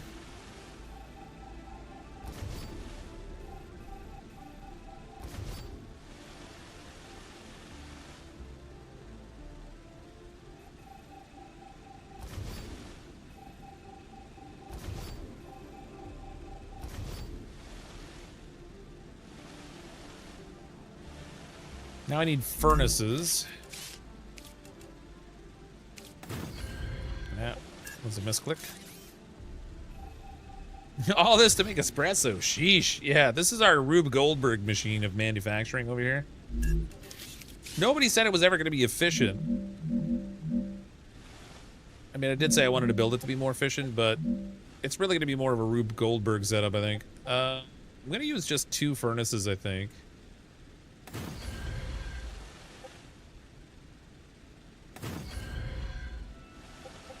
And then after the furnaces, I'm going to need more of the fabricators.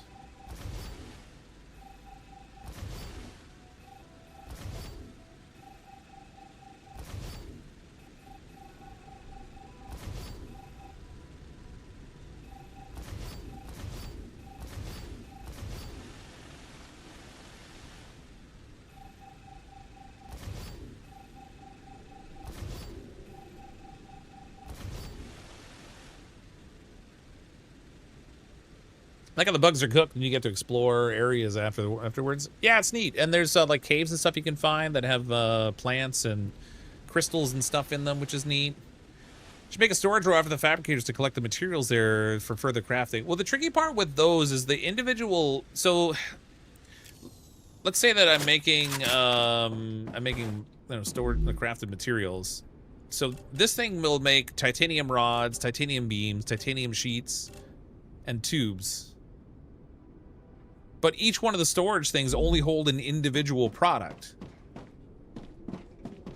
So that would mean you'd need a separate storage for every type of product you're capable of manufacturing out of this. So I would need, like, before I even unlock more stuff, there's 2 more locked here.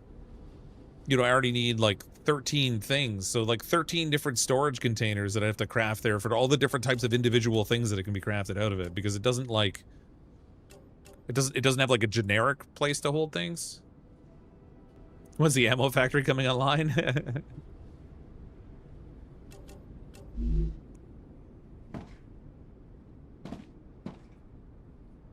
We used to have triple inputs on them too. Shoot, I gotta get another staircase set up here. Keep falling off of this thing.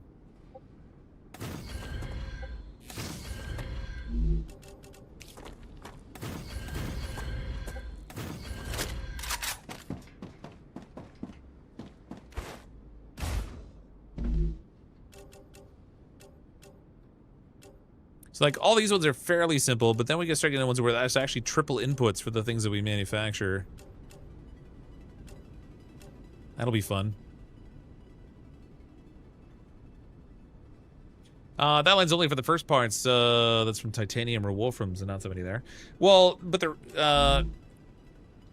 yeah, I mean, so like this one has, I guess realistically, I'd have,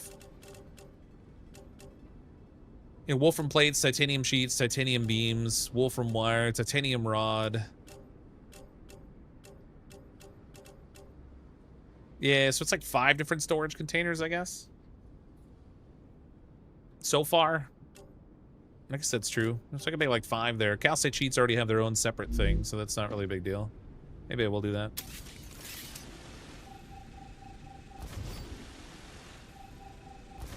Water! We don't need no stinking water. So I gotta go pick up some more. I can have more food out of my food thing. Ah! Where did I put the food?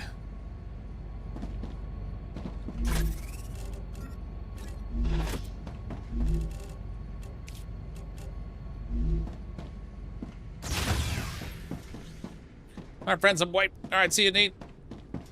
Thanks for the raid. Appreciate it.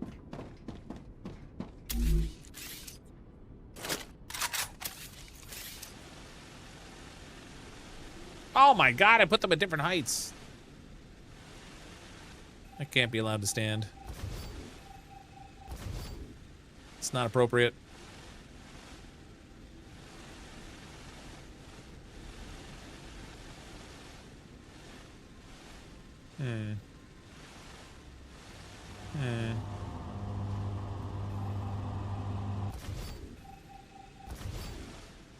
I know. I'm gonna be doing this a lot. I'm what they call super indecisive.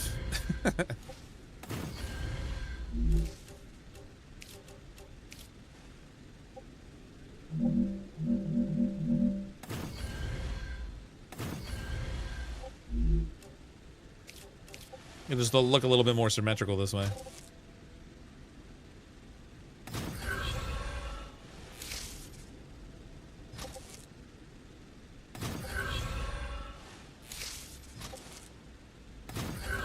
Oh, what happened there?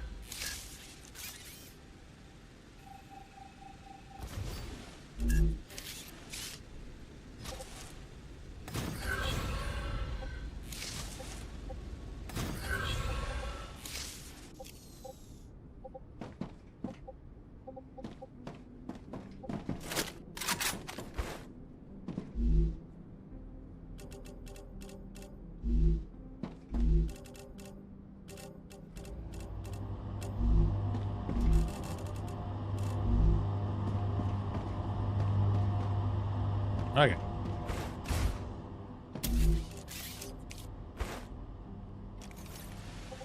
Okay, so then these have to feed into a row of storage things, and they got to sort out according to the type of thing that they make. And I need 5 of these. That would be not at that height, though.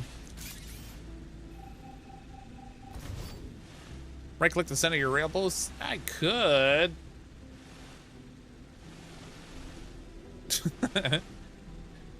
Right-click actually, it adds to the size of the platform around it too. So you use like more flooring and stuff that way, but which I guess centers it. It's fine.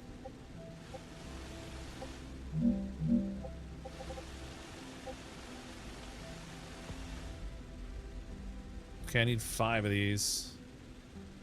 1, 2, 3, 4. That's gonna be weirdly centered.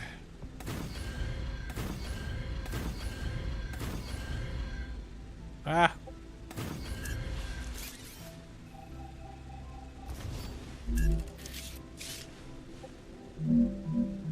I'm gonna get all this built, and then I'm gonna unlock an even more complicated recipe that's gonna totally mess me up.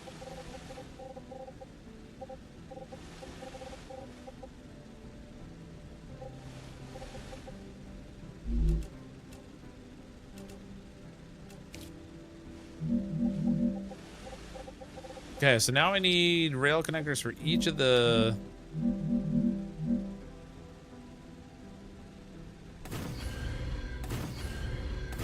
each of the different inputs here.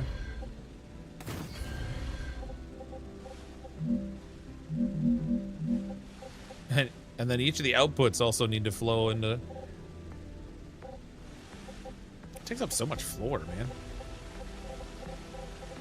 As soon as you center it, it gets huge. Goes from single tile to 4. I keep on trying to be neat. The logistics ops just don't support it yet. I mean, it's, yeah, there's certainly some unique logistical challenges. I don't like how much space this takes up.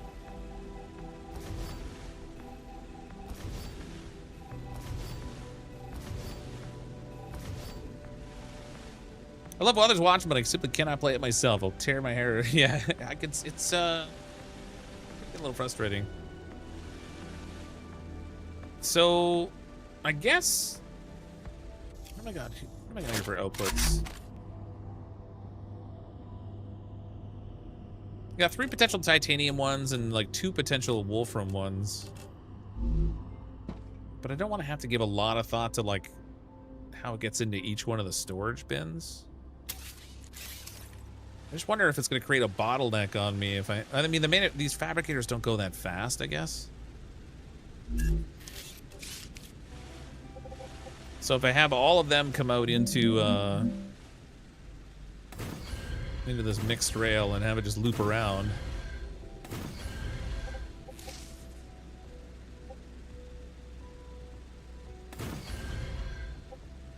Then I can just shunt them this way into each one of the different storage options based on what's being made.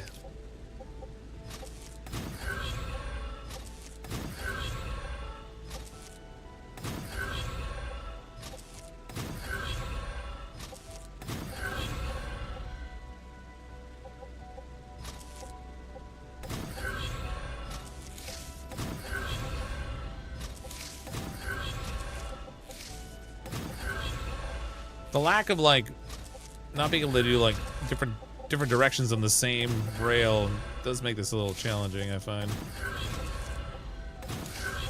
Although granted, if you did that, you'd have stuff bumping into each other, but tried to build up way up, bugs can't get up there, no use. Oh, the bugs can get up there. Oh, okay. So you were trying to like build up like super high so the bugs wouldn't have a chance to get up to where you were. That's not the worst idea I've heard. Sad it didn't turn out the way you were hoping. Okay. So I need the manufactured pieces now. So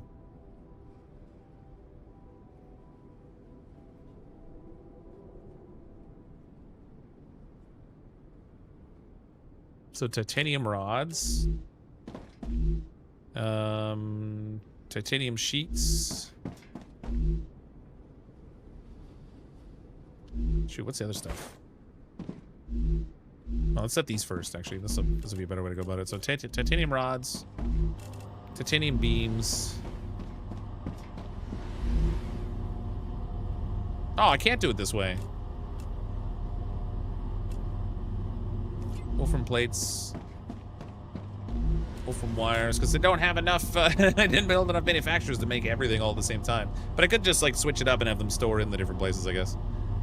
I need to connect the rails up here though.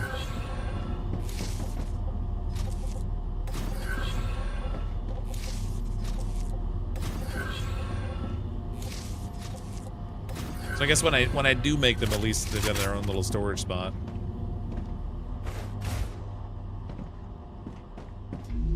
This would be titanium beams,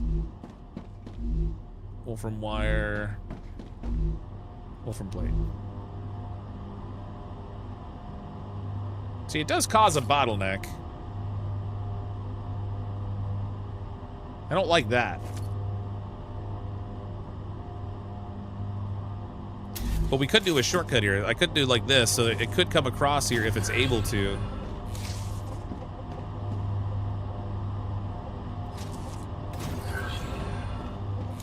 Because it should only travel over if it's capable of it. In terms of like where it needs to sort after the fact.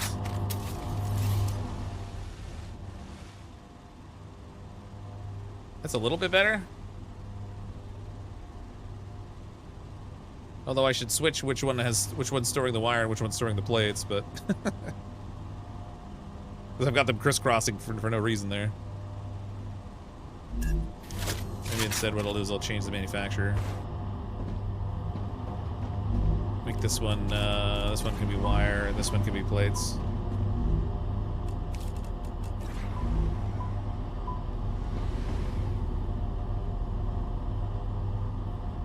A little more reasonable shunting there. Okay, that's better. So they don't necessarily have to go all the way down around the route. They can cut across.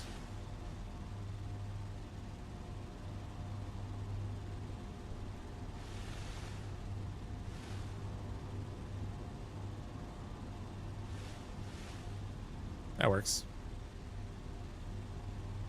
What you just did with the rails, what I meant you could do earlier. Oh, okay. It's sometimes hard to explain just with a few typed messages, eh? Mic dropped. Hey, CrypticFox chat. Welcome, mic dropped. Craziness, man. Okay, so we got first order manufacturing going. There's one type that I'm not making right now, but that's okay because my intention is to like come out here and change what I'm manufacturing according to whatever order I'm trying to fulfill.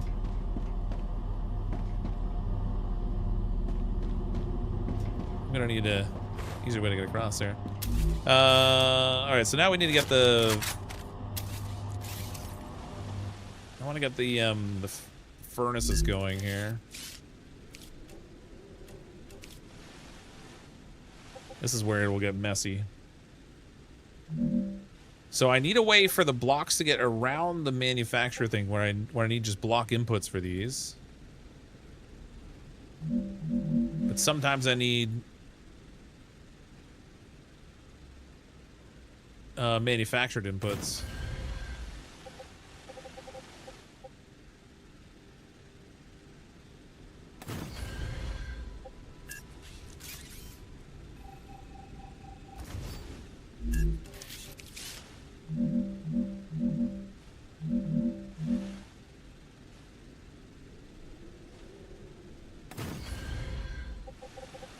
Ha, dang it, wrong height.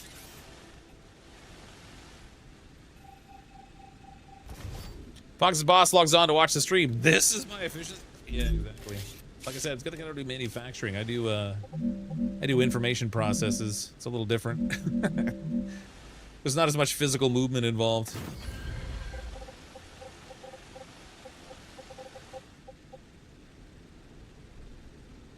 But the furnace is so the input's facing out instead of in. Wow. So the inputs are facing out instead of in? You mean like turn these around the other way?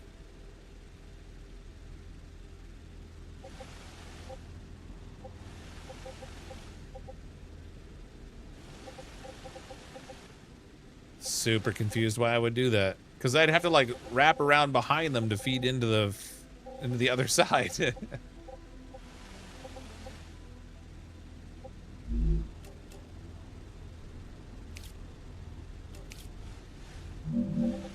Okay, so I need an outflow from these things now.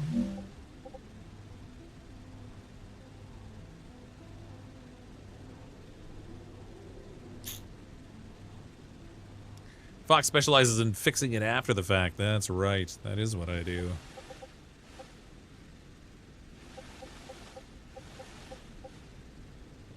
I mean, I get involved in some like some process setup at the beginning of the things, like when we're doing like the software design and stuff, but moving information is very different from moving physical objects. It's more about like what does the user have to do for the input? What actions do they have to take and how many actions do they have to take in order to do it? So I focus on that type of stuff versus like move this item to this place, follow this order of operation for manufacturing process. I don't do the physical manufacturing so much. So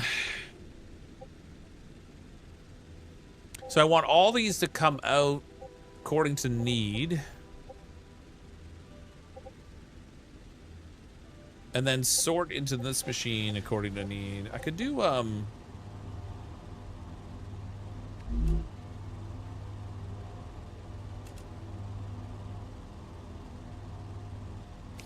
do rail modulators this way and have like 3 of the different storages inputting into one thing.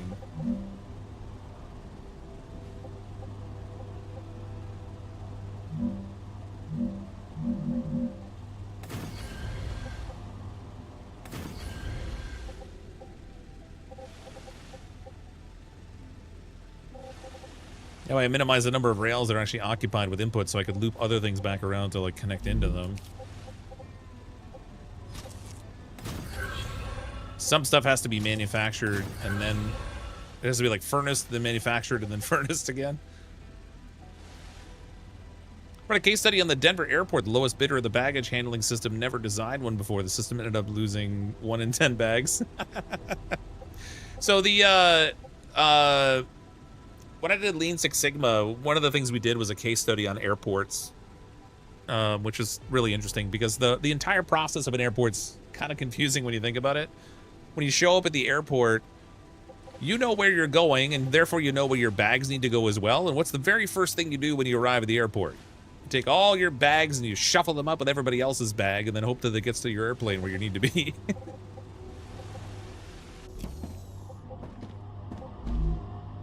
Okay, I've got food and water. Too close to the storages. Yeah, it does look like I don't have enough room to do my rails here. I need to change it.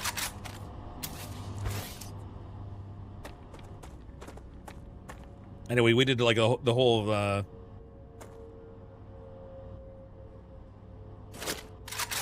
we did the whole value stream operation on airports and stuff, like all the things that they have built in the airport that are there only because the airport's inconvenient. You know, like all your restaurants and shops and all that stuff. That all the extra signage and personnel to tell you where to go, and all those things are all there just because the airport flow itself is inefficient and you end up having to arrive really early and then hang around for a long time. It was also flinging the bags off the belts. Nice.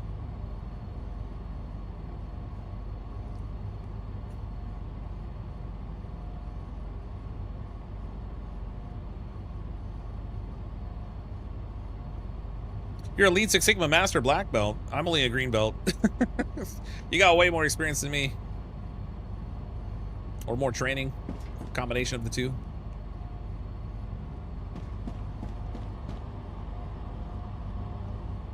It's definitely one of the most interesting courses I've ever taken.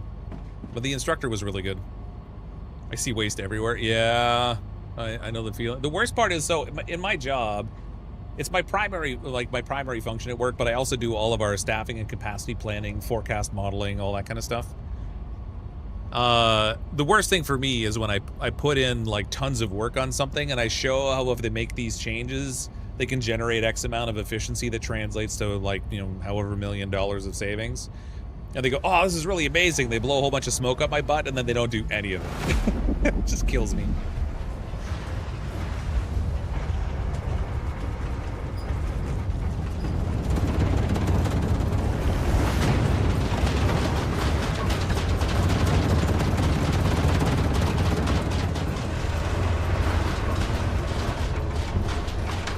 Especially with the bag check next to the terminal so that it's harder or less likely to end up missing. Yeah, there's all kinds of stuff at airports that are interesting that way. You know, when you show up, they've got to have all that signage in place, which all has a cost associated with it, in order for you to even find where you're supposed to go to do your initial check-in. But you have to check in when you arrive at the airport, even if you already checked in online the day before, just so they could validate that you definitely showed up, but they still might give your seat away to somebody else.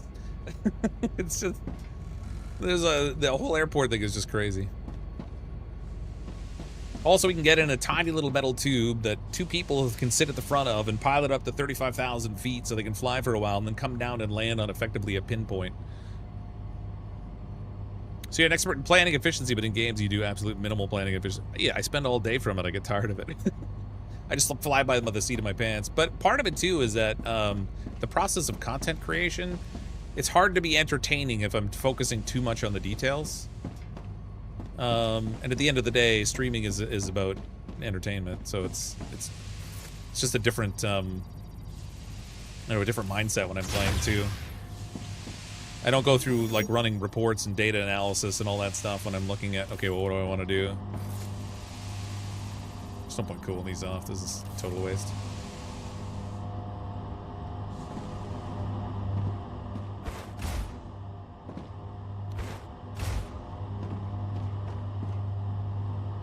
Nah, it's the money.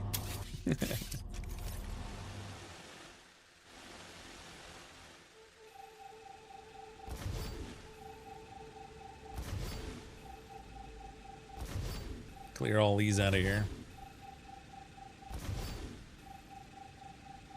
This isn't even pulling the hydrogen into the flow yet, so we still have all the hydrogen over here that we've been collecting. Actually, it looks like it, well, it's not running right now because of the storm, but...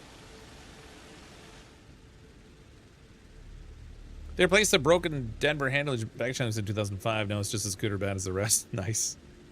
Well, like I said, like you get there, you got your bag, you know where you're going, you know where your bag needs to go. You're both going to the same destination, ideally.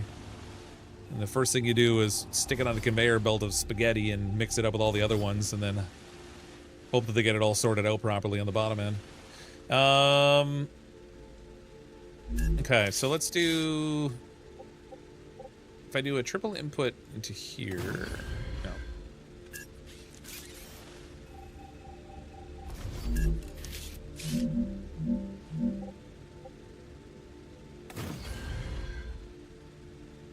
This one's only got a double on this side, but we'll go that way. So, triple input into this one.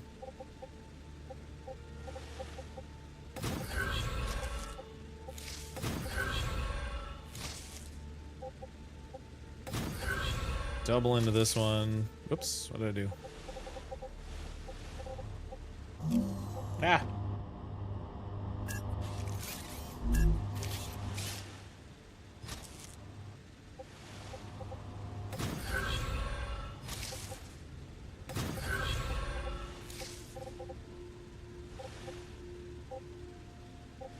Okay, and then both of these can flow into a third one, which will split off.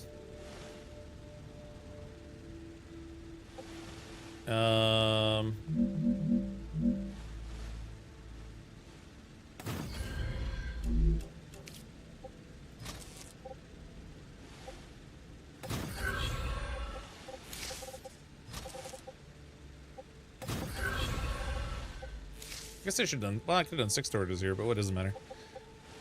Okay, and then this one will feed into the 2 furnaces.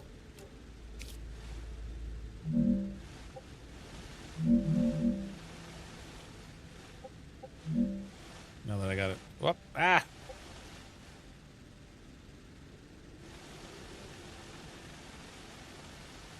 Yeah, but why is that considered, there we go. It's like too high over there or something. Building's not connected with the ground. I guess the ground must dip right there.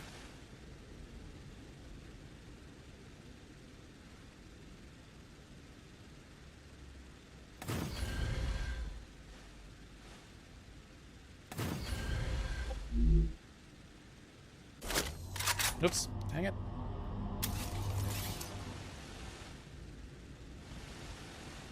It's not too low. It's just lower, but those are.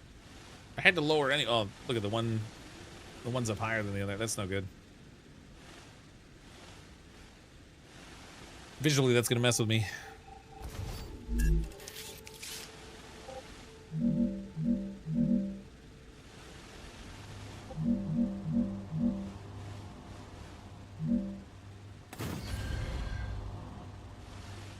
It's not centered.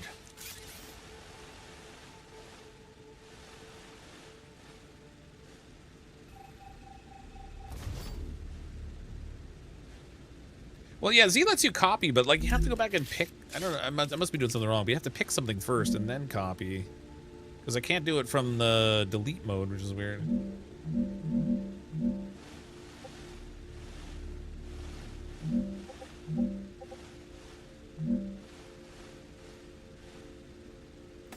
There we go.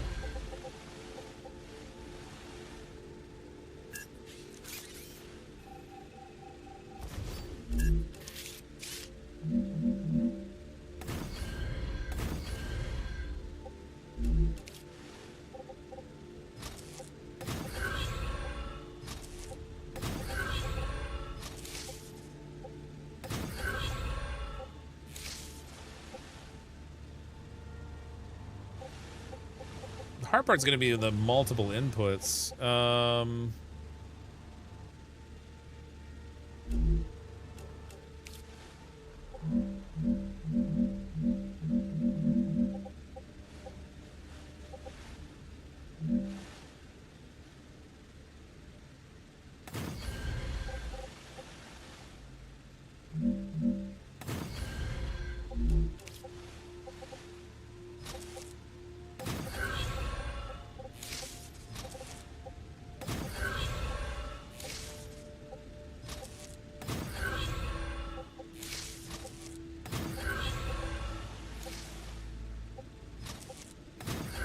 I don't know if it actually matters if I do it this way. So I guess if it takes it down to a single line, it's gonna be feeding them in one at a time anyway, as opposed to in doubles. Maybe I should be doing the triple rail system before that.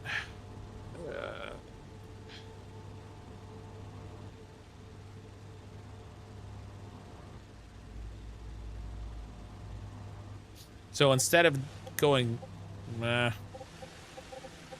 need to see how this actually moves things. You're installing right now. Right now. Right about now. The funk show, brother.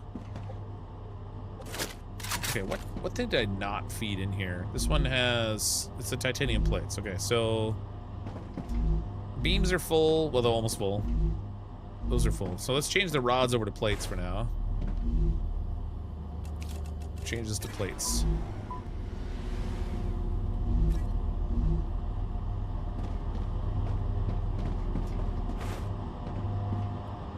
I want to try making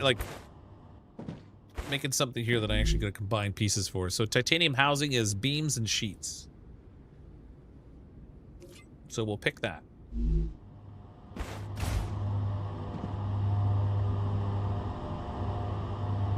So it does create a bottleneck there, which is not ideal. And that's with only one of the two working. Now, granted, it can only process it so quickly anyway. So once it does an initial fill up, it might actually slow down the draw, in which case the bottleneck may not be a problem, but Because I can hold 100 of each type of thing in here.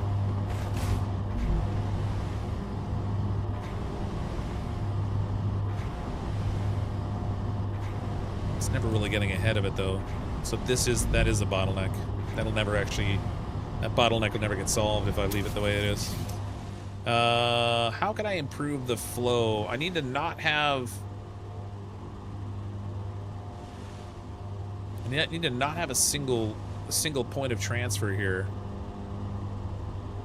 I need multiples. Might as well feed one line directly into the furnace if you want more things.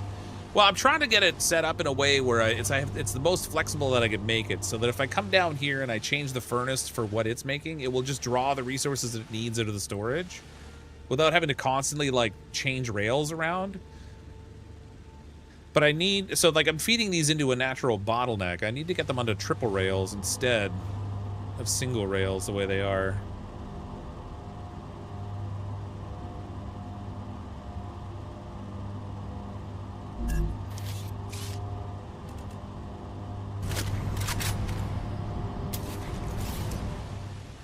How can I do the, so if I did like this is the bottleneck. And then again here. So I've actually got like a double. Do you have tier 2 rails yet? I don't think I do actually. Hold on. No, I've just got the rail level 1.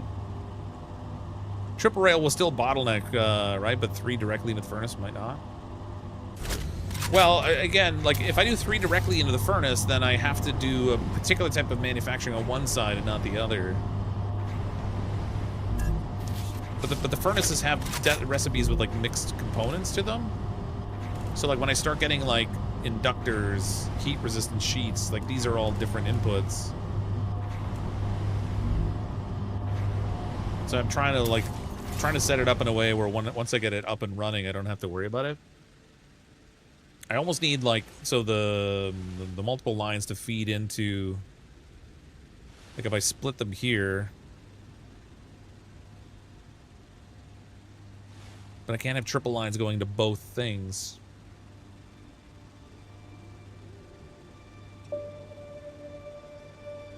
Do the deliveries for the tier 2 rails are a lot fast. Oh, are they? Let me see what I need for the tier 2 rails. I think we were close to getting them unlocked. It might have been like one of the contracts we had to complete to do it.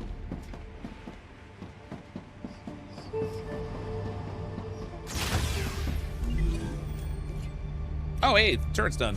So we got that. Oh, there's the large habitat. Oh, man. Almost got that. And these glass or synthetic silicon. Inventory upgrade.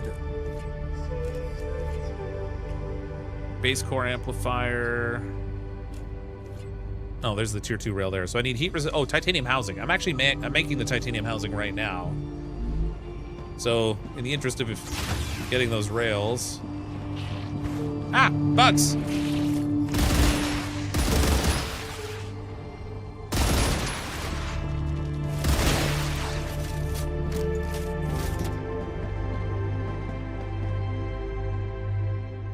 Rotten bugs.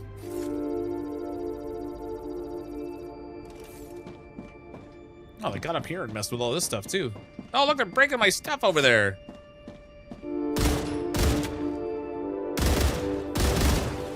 It's the first time I've seen them attack my my drills up there. I gotta get those turrets set up. I wonder if I have to feed ammo into the turrets or if they'll like just have infinite ammo. Maybe they're energy turrets. That'd be handy.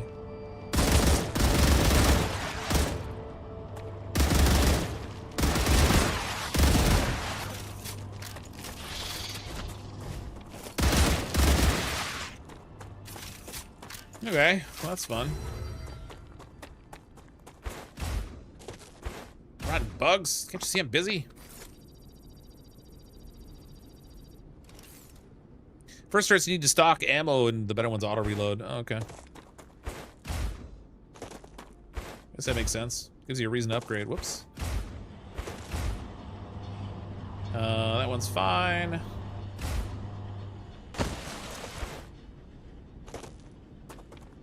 Look at the machines are all back up and running.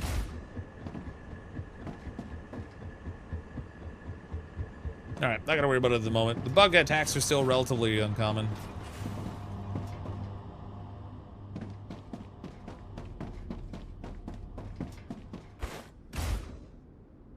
Oh, crap. Didn't mean to jump off there. Ah! Perfect time for defensive turrets. Yeah, funny, I just unlocked them. Okay, these reels are going backwards, but that's okay.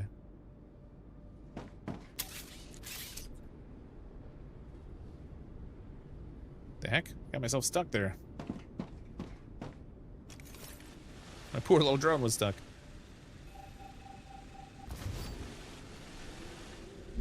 Yeah, this isn't gonna be the final setup for this, but I'm gonna shunt this over to here.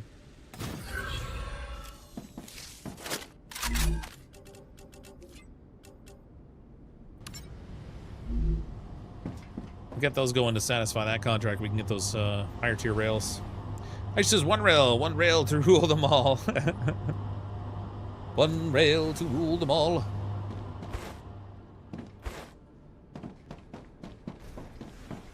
One rail to find them. One rail to bring them all in the darkness bind them.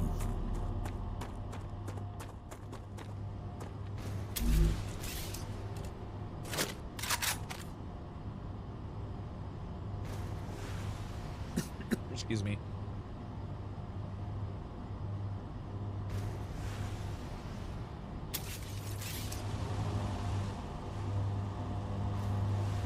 Oh, see, it's smoother now, actually. It still has a little bit of a bottleneck, but it did actually catch up on the production.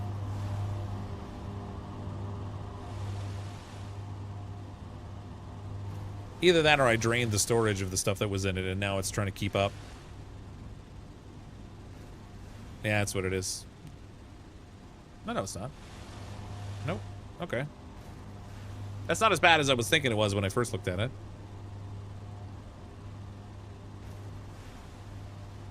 Just thinking the triple rail is only using the closest rail. Yeah, it really is. That's not terribly efficient.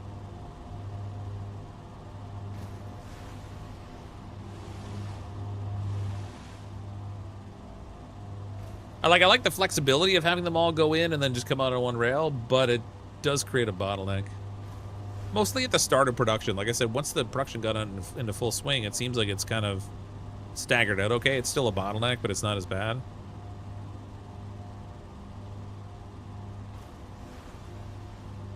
Literally no point to having this triple rail break over here, though, because it's still only using a single input that way. Furnace have 3 inputs, so why not use the rail connectors to 2 groups to store to send to each furnace?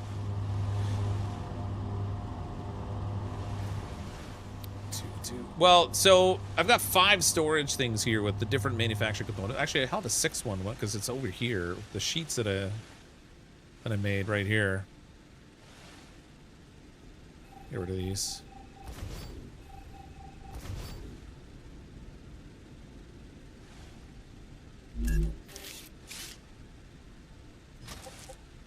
So I gotta bring these sheets over at some point. I actually need to get rid of these.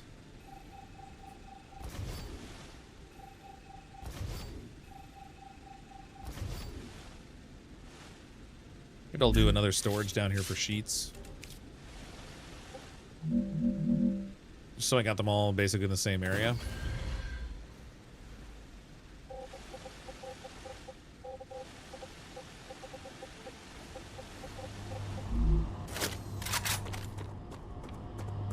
I'm not sure if it will fill this con. Let me take a look. Like the rate of input, whoops, won't matter if the input rate is higher than the manufacturing rate is. Like then like using triple rails or something to feed the resources in here won't really matter that much. Yeah, see, we're already filling up the resources faster than they can manufacture it. Feeding the resources in quicker won't speed up the process. The bottleneck is before this. This thing can only craft so fast.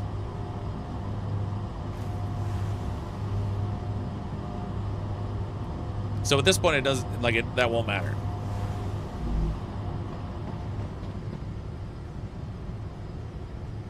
It's really sending them out super slow, though. So the call rate on this thing is too slow.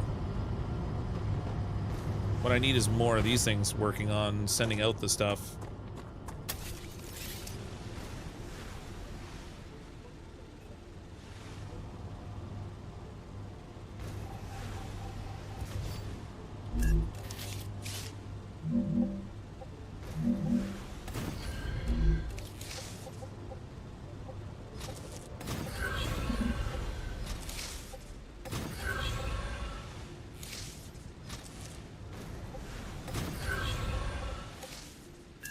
Try to get multiples of these things sending the results out.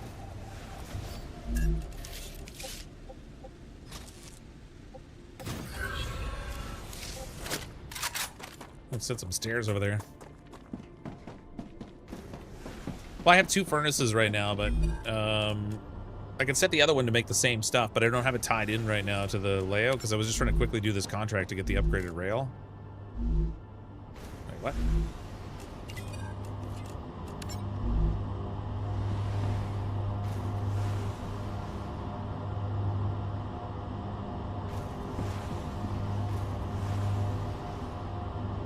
Okay, there we go.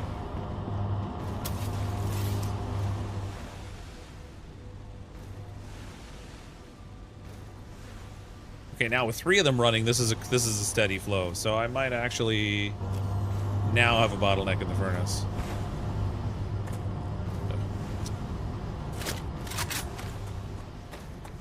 What a bottleneck is I can't get up the freaking stairs on this thing. Give me some stairs.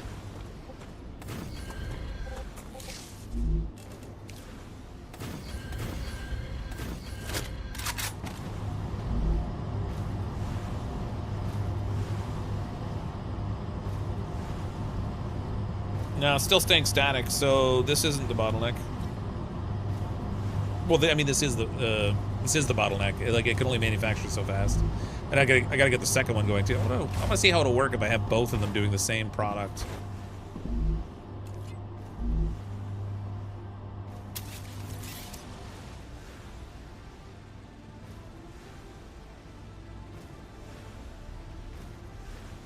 Now this is too much of a constraint. Just fill the area with blocks. Well, someone was saying earlier that you didn't want to have everything connected with one big floor because people were running into issues with the game. I don't know how big of an issue it is, but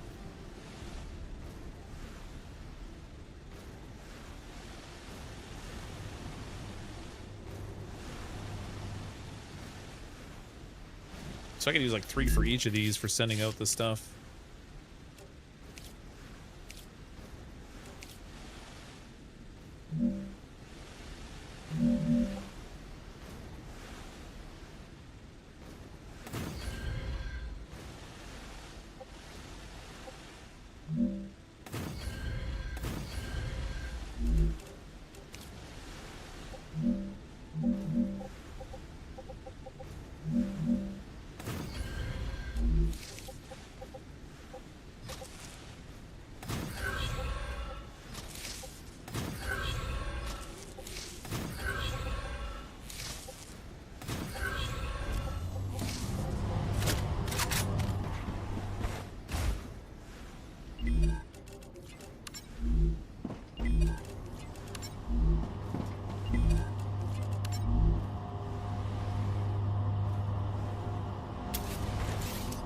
Oops.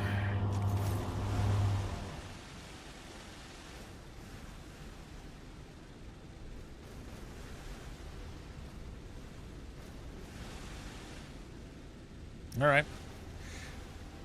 You have a bottleneck area to go into a 3-rail. That would help.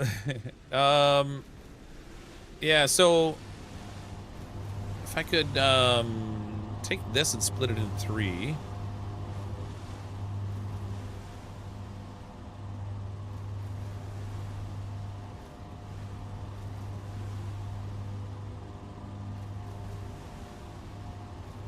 These little 4-way intersection things, unfortunately, they only have single rail input, so I can't like do. I need a way to split all 6 of them across the 2 furnaces as required.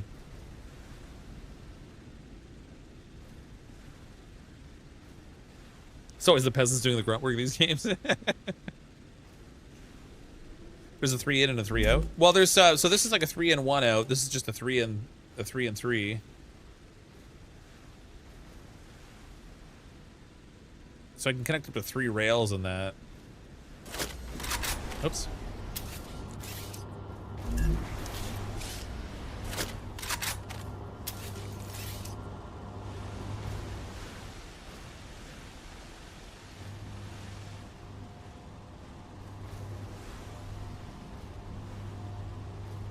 It's like, it's the sorting process of getting it down so I can have them going into all the different things. It's complicating. 3 down to 1, then back up to 3. I don't know, because well, that will create sort of this same situation here. This is just 2 to 1, and it creates a bottleneck.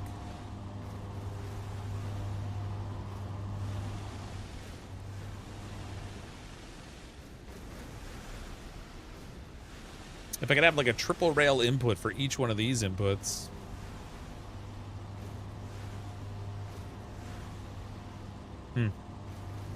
Use the 1 to 3 rails coming from, use 2 split into each fabricator. What? Use 1 to 3 rails coming from the, use 2 and split into each fabricator.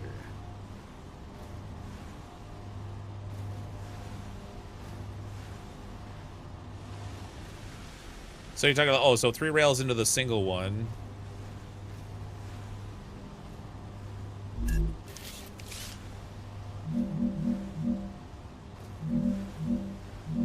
So you're saying like this, like pull 3 into 1, but that, and then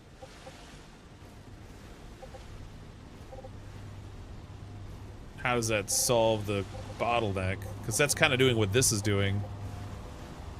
It's taking 3 and putting it into 1 input.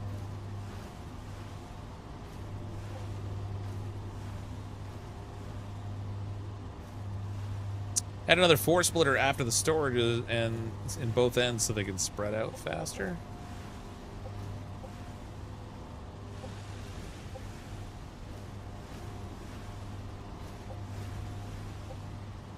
Oh, like I could put, hold on, I could put it right here.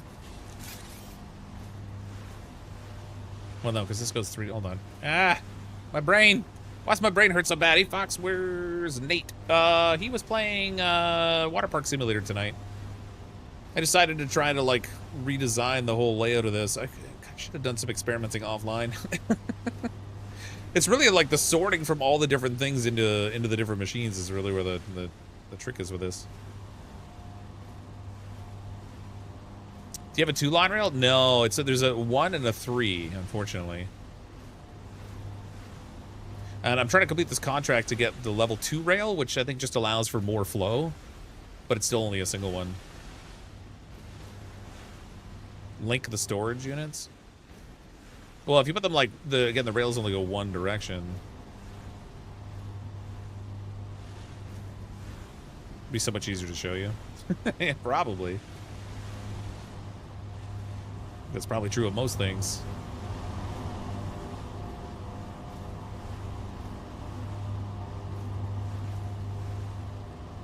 All right, hold on. Let me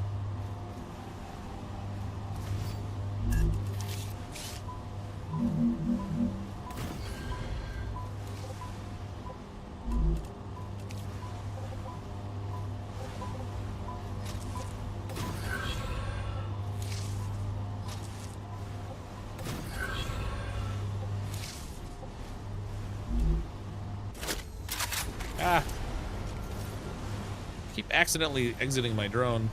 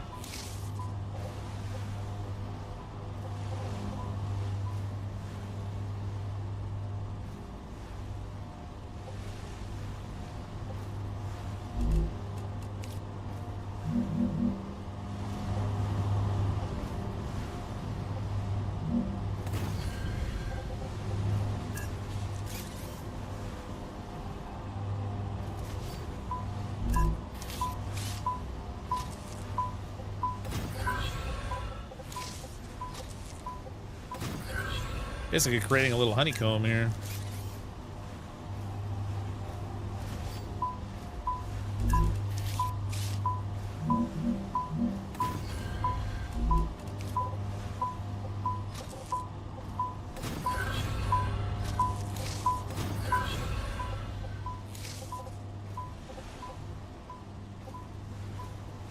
I've got it all stuck.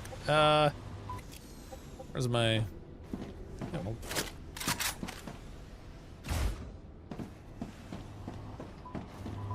Gonna clear the line over here.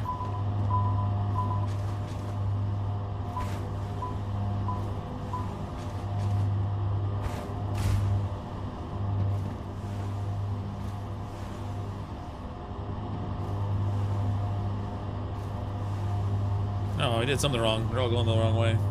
They're all going one way, rather. Oh, there we go. I can get rid of that triple rail, basically, but...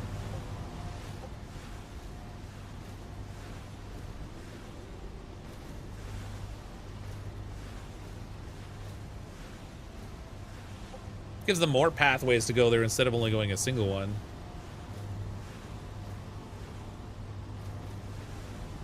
To not have the merger going into the machine, you need an individual line for each material going into the inputs of the machine separate. It actually doesn't need an individual line. It's faster if you have individual lines, for sure. Because each one can travel down its own course to get there. But they can take them all on the same line. I don't need this, I don't need this here. That's just adding noise right now.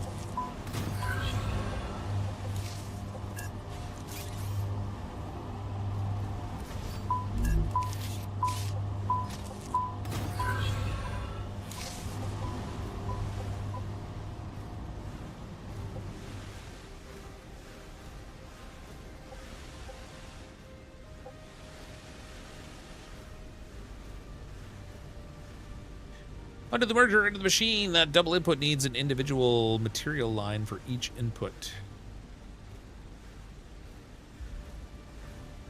It doesn't need an individual material line for each input. It'll take them all on a single input line. I'm manufacturing with multiple inputs right now on a single line. It's just faster if you could flow them in on separate channels.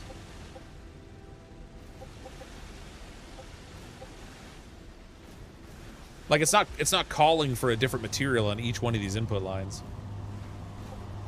It's just calling for everything it needs, and then it sends what it want, whatever's required.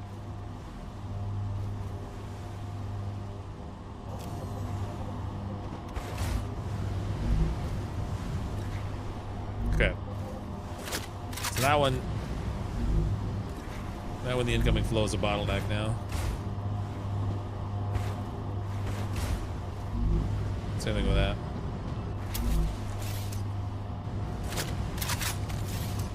So it was keeping one machine fed well enough, but two machines, the incoming material flow is not high enough. But I actually might even have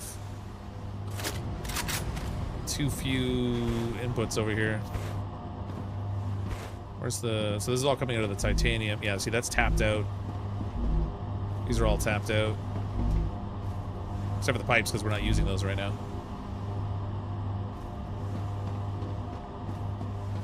They can go on the same line, but part of your bottleneck is merging the different materials in the line. Yeah, that is part of it, but right now the bottleneck is now back here. So this is not... I'm not manufacturing the plates fast enough.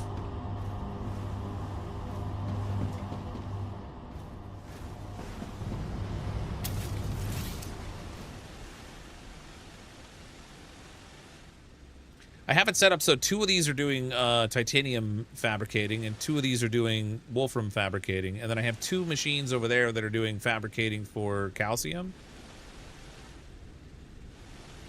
And then they're feeding into these storage containers here that then will feed into the furnace.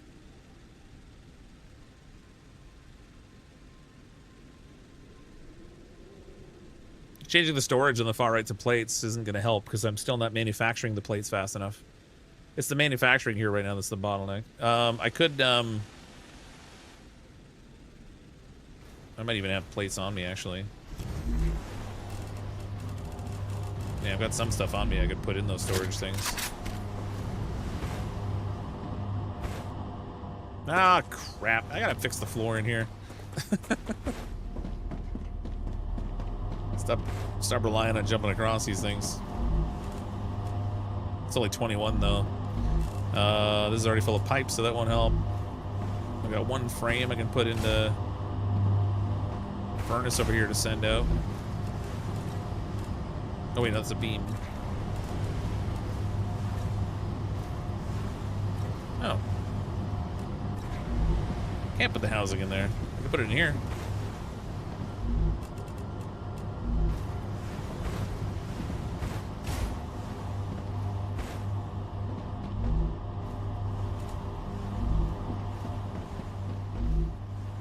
That's full. That's full. This one here is going to be titanium, or calcite sheets, rather. What's it take to upgrade them? It's very nice spaghetti. Oh, it's definitely very spaghetti. Ask what it takes to upgrade the rails. You have to. I'm trying to complete the contract so I can get the tier 2 rail unlocked.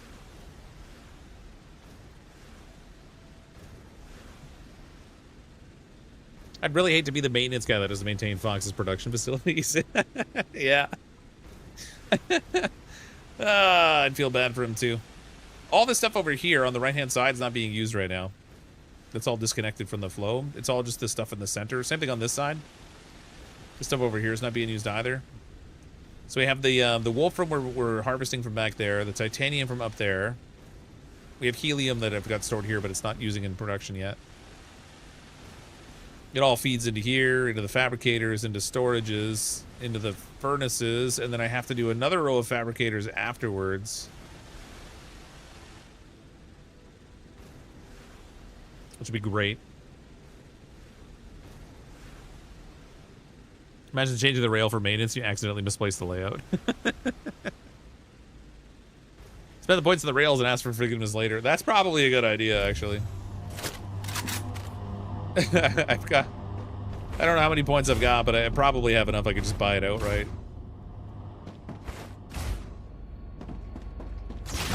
I don't even know how much of a difference it makes. Oh yeah, I got plenty of points. Let's level it up. Okay, we've got rail level 2. I think that just speeds up the flow on the rail though. All these early rails, it doesn't matter. They can stay as level 1. I need to fix this whole thing.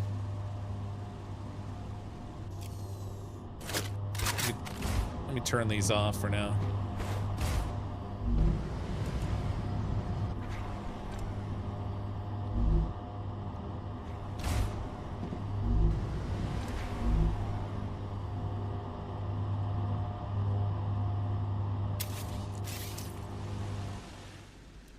Did you make a building to make building materials? Yeah, so, oh, not building materials. No, I haven't got one of those set up right now, actually. We've got a few thousand right now, so I haven't really been worrying about it. Let's get rid of these.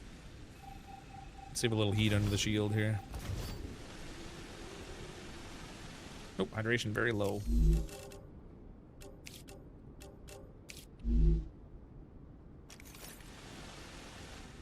Okay, I need to fix this spaghetti out here.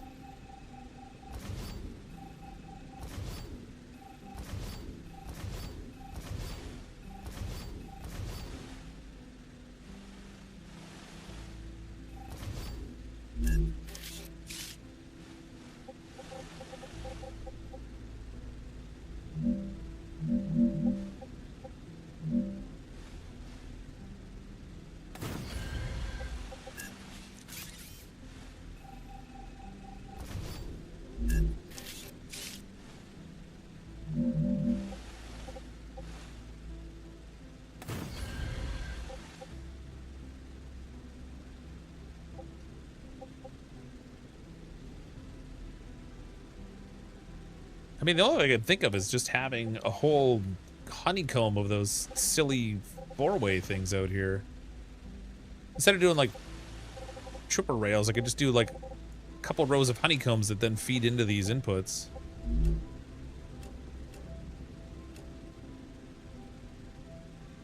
And these rails are just faster, I think. Allows drones to transport items between buildings, transfer 240 items per minute, where this one does 120. So it doubles the flow, basically. You have one giant loop feeding the storage for 3 fabricators. Turn the giant loop into 3 smaller loops with only 2 items per loop. Oh, wait, hold on. So if you're talking about the fabricators back here, I actually don't have one giant loop. I have a few crossovers.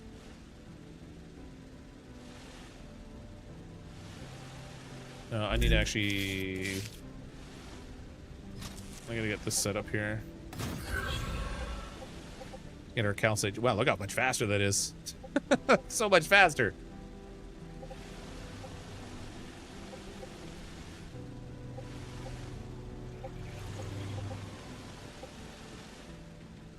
Ah! God dang it! There goes my shield. There's gotta be more of those things. There's no way only one bug came and attacked me.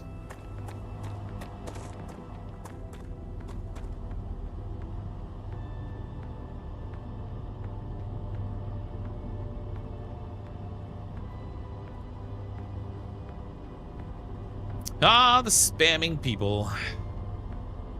Could do a roundabout. That's an interesting thought. Was there literally only one bug?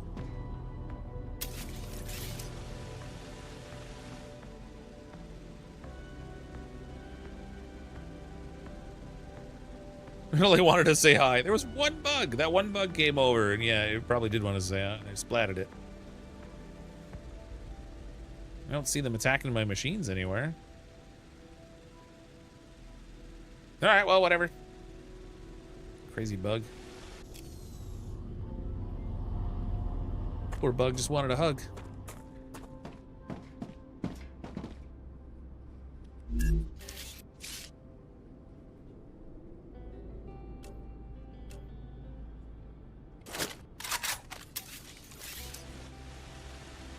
Actually, with a roundabout, you'd have the same problem. You'd still have all the flows trying to go into a single rail.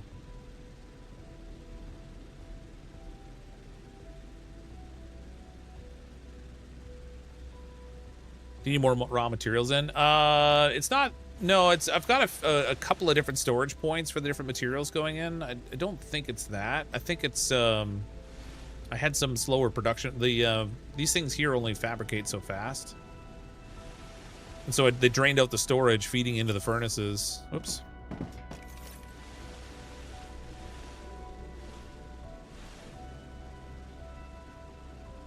Maybe I'll just create like a honeycomb here. Like if I just had a bunch of these connectors, I could just create a scenario where they either go left or right through the honeycomb and kind of work their way through the path.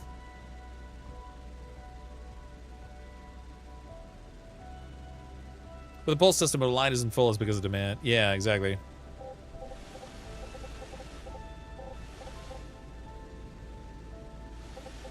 Well, except for here, because these are demanding more, but these fabricators are only able to produce so quickly.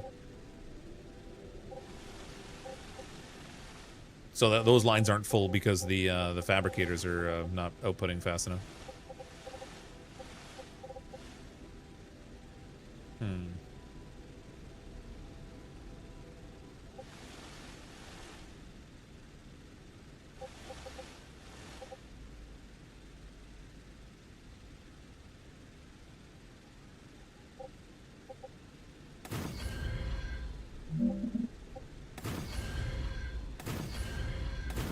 Okay, so a single output for each of these. Travis with a super chat.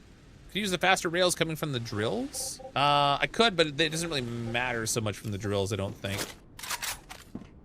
So, like, if I look in here, see, this is full of bars.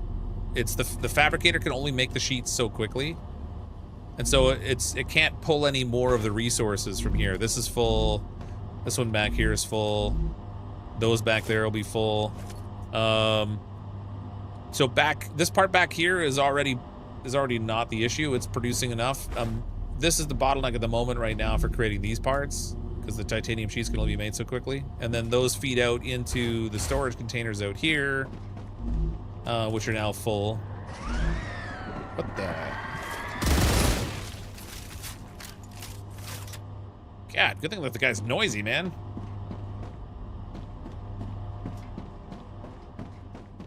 Can you make second fabricate? I could make all kind. We could make tons of extra stuff. So my intent was to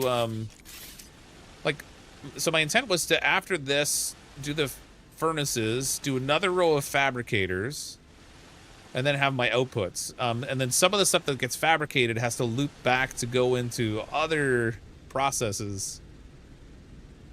So like you output the parts that then have to get run through the furnace again. I don't know. What are the arc satisfactory is this?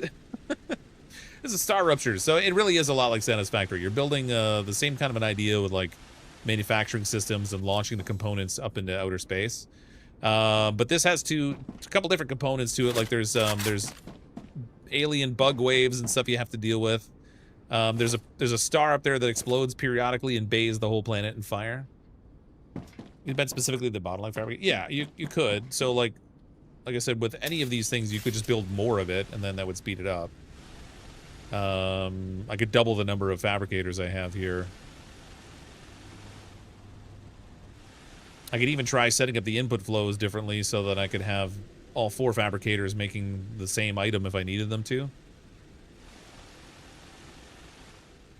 At that point, just do 2 rows of each so you don't have to round things back. Well, I'm already doing multiple rows, so I'd have to go like fabricator, furnaces, possibly another row of fabricators. That's why I'm trying to avoid, like, I'm running out of space already.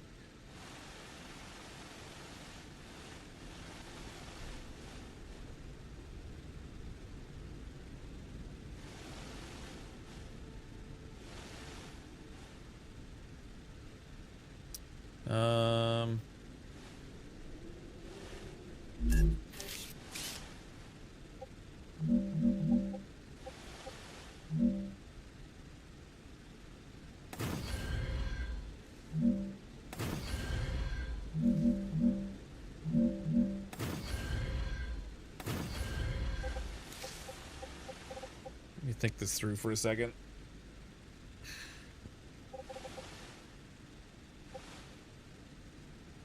I wonder if I could do 3 rails of input this way and have the directions going. So if on this row I went to the right and the second row I went to the left, that's not what I want.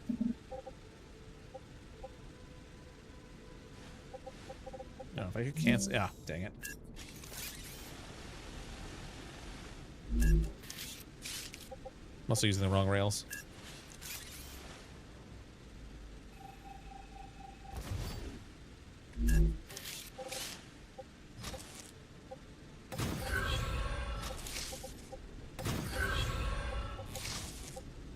Ah, I did it again. Dang it.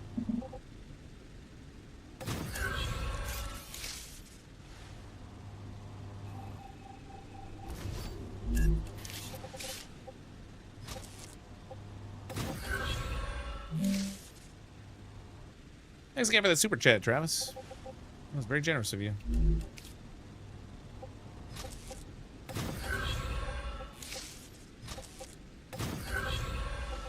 So what I'm thinking is like the one set of rails goes one direction, the other one goes the other, with connections in between here, so that if it has a shorter path, it can take it.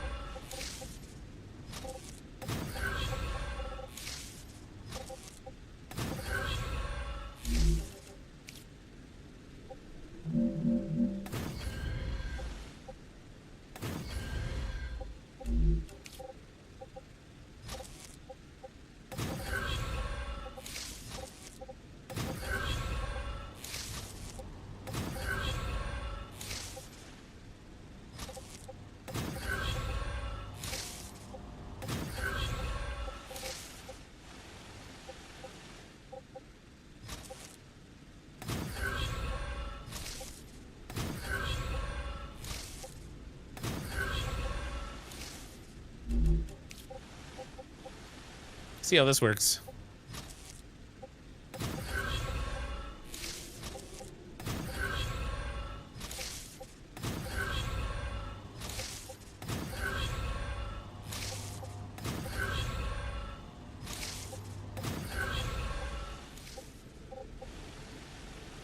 I mean, it looks cleaner. I just don't know if it's gonna work any better. I mean,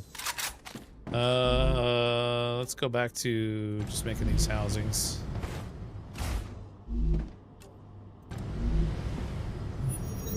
Whoops, wrong button.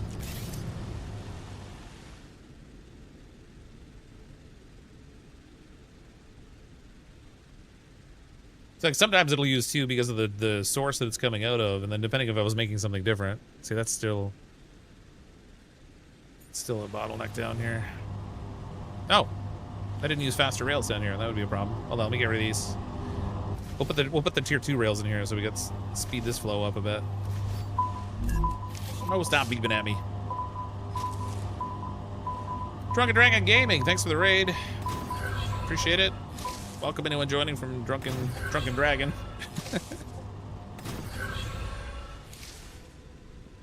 That's better.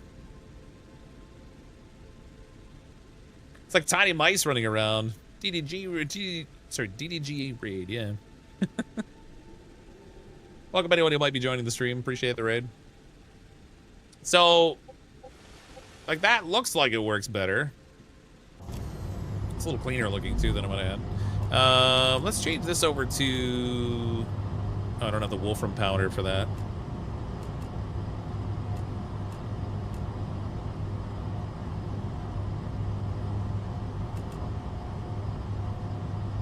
See, this is where it gets tricky. So again, like, some of these things require inputs that come from the furnace. So I'd have to have one manufacturing the Wolfram powder to feed it into the other one. That's such a pain in the butt. Let's go, Cryptic. Enjoy the game so far. Yeah, it's been a fun little mental exercise that I've failed at a bunch of times already tonight. But this is my factory setup here right now. It's still a work in progress. Oh, you can't go into drone mode when the wave is coming. I was like, why is this not working? I know why it's not working. Bring the output back into your input network. Yeah, that's my intent. I gotta loop it around. So we'll do a splitter at the other end. Sometimes it'll go to the delivering to the whatchamacallit? What's it called? The orbital launcher. And then other times it'll like loop it back into the crafting network.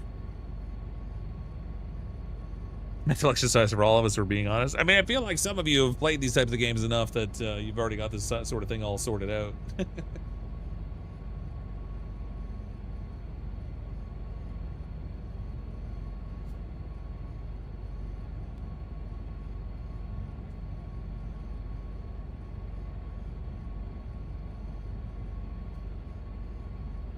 My mom just texted me. She's like, "Hi, I noticed you called a couple times. I was at a meeting. I hope everything's okay." Well, actually, it was like an hour ago she texted me. What actually happened was I had my phone sitting on the couch and my dog sat on my phone and butt dialed my mom. As soon as I noticed, I had to like grab it. I was like, "Oh God, hang up. She's gonna call back." Here comes the fire.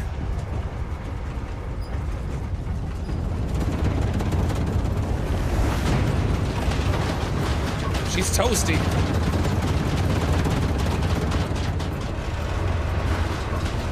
Yeah, literally butt dialed. I didn't hang up on her. She didn't answer. She wasn't there. I just hung up the phone when I realized it was calling her. I was like, oh, that's not appropriate. And she only just texted me back like an hour ago. Which is weird because my mom's usually like fast asleep by like long before 11 o'clock at night.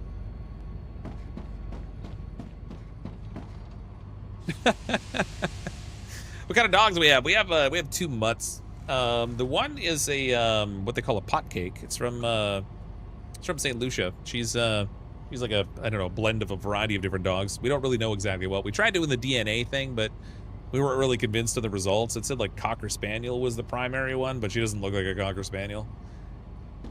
And then the second one we got as a rescue here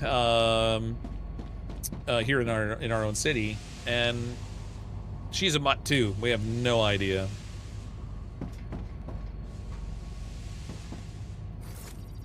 They're both brown with some black on them. You gonna cover the Hightail game? I am kind of thinking about playing it, yeah. I have a list of games that I keep track of, so like there's actually a bunch of things coming out this month. So StarRupture came out January 6th. Hightail is January 13th. The Gold River Project, they launch in early access on January 23rd. That's another survival game. Cairn I've been kind of interested in. I'm not sure if I'm going to play it or not, but I'm kind of watching that one. It comes out on January 29th. Vampires Bloodlord Rising comes out January 30th. So there's a few games I'm kind of keeping an eye on this month. Hightail is definitely one of them. Hightail, what's that about? So Hightail was like a server and a mod that was created for Minecraft a long time ago. Well, they have like a Hightail server, and they ended up like building out their own game.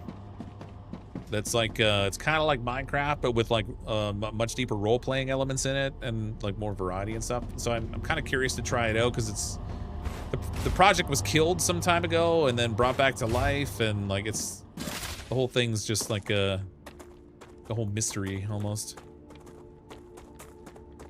Anyway, it looks interesting. I started following it like ages ago when they first announced it, and then I hadn't really heard anything about it, so I hadn't really been paying attention. Then I heard it got nixed and then brought back to life again, so it's kind of crazy. Hey Darno, how you doing? Was super stoked tonight, but I got 10 launchers, 2 for each corp, all running off of one single line. Nice. I'm still working on getting mine.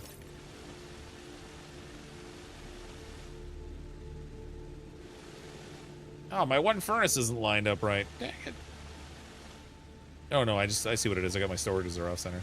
Okay, so I'm not working on that one contract anymore, so let's get rid of these launchers back here. I gotta build these up again afterwards.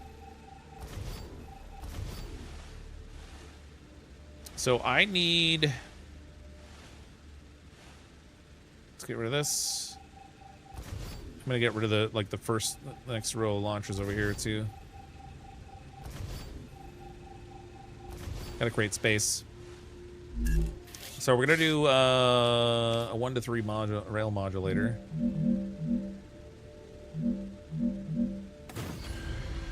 Stick that on both of these. Actually, that's already got one. And then we're gonna use a high-speed rail to loop back around.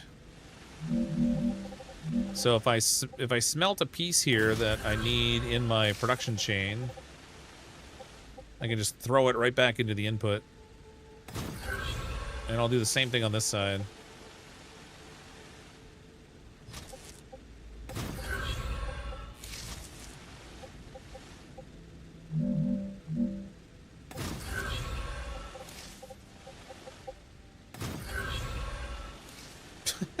What a mess.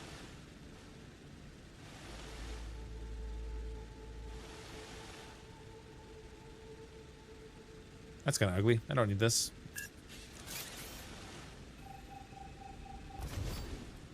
I'll use this one instead. I don't like the way it's making that turn. Functionally, I'm sure it works fine, but aesthetically, it looks weird.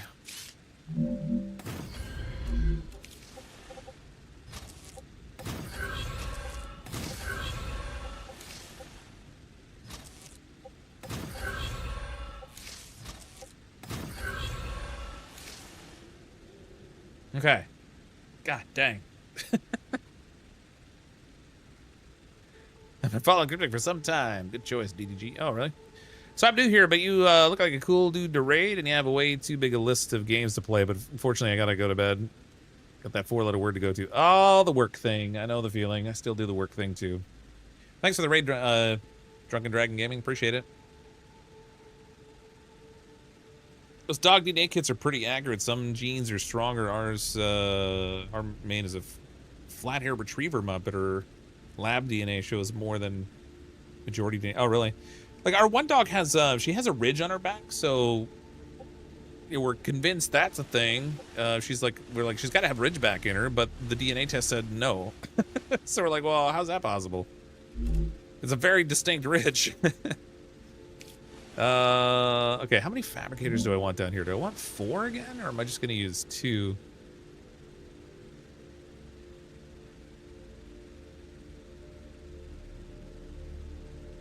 I have to have a bypass for stuff over here, too. Because not everything is going to need to go through the furnace. Some of it just needs to go to the second stage. I mean, I'll do 4 again. Some of it needs to go just to the to the second stage manufacturing. Or fabricating, whatever you want to call it. Nope, nope. Gotta raise that thing up. Rocket Dragon, thanks for the membership. Appreciate that.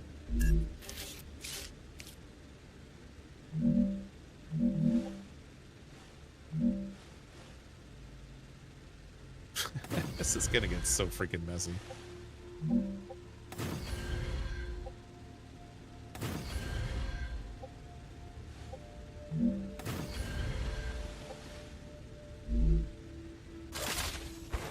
Oh, screwed it up. Okay, I have to do kind of almost the same honeycomb thing. Well, it's fewer inputs, I guess.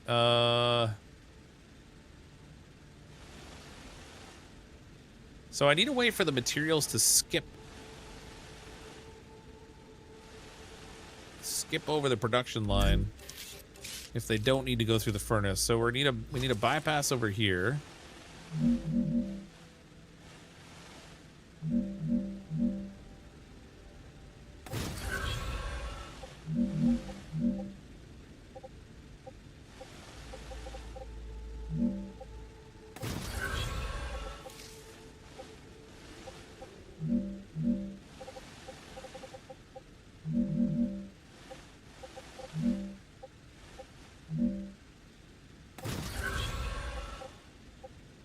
Okay, and then we're gonna use a bunch of rail connectors here. So we need one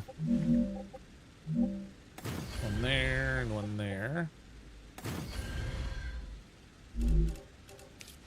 Connect fast rails in between these two.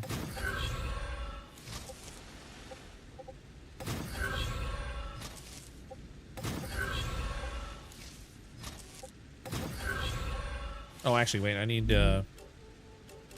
more. Oops. Ah.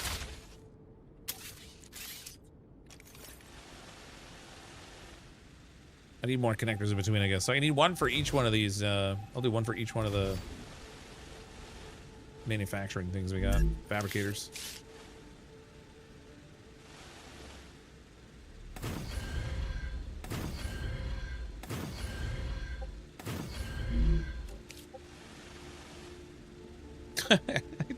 I didn't pay any attention to the height, man. The number of times I've had to put something down tonight and then immediately delete it confuses me why all of you are watching me struggle through this.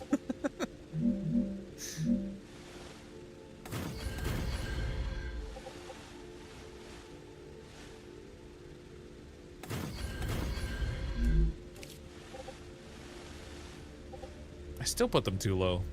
God dang it.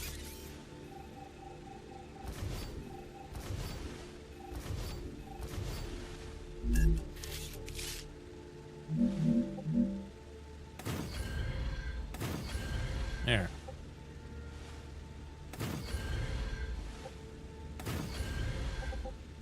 Fixed, theoretically.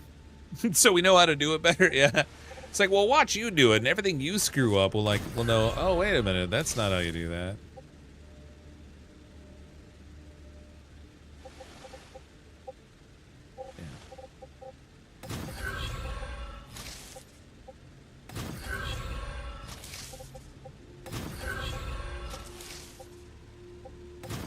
It's not like I need to go back and resupply on building materials. I'm surprised I haven't had to yet, actually. Okay, and then this one goes into here. And now that's single inputs into these.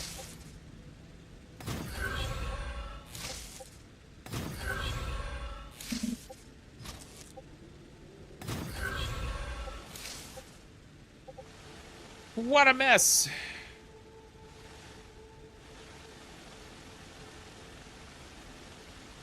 Kind of like a way to come out on this side again. Maybe I can put I'll put one of these up high enough. I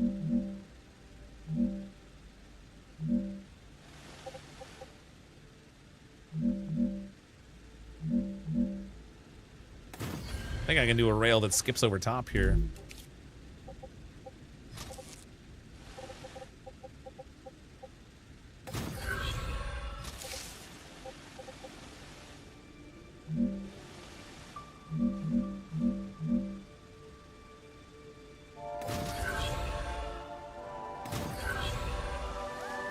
Okay.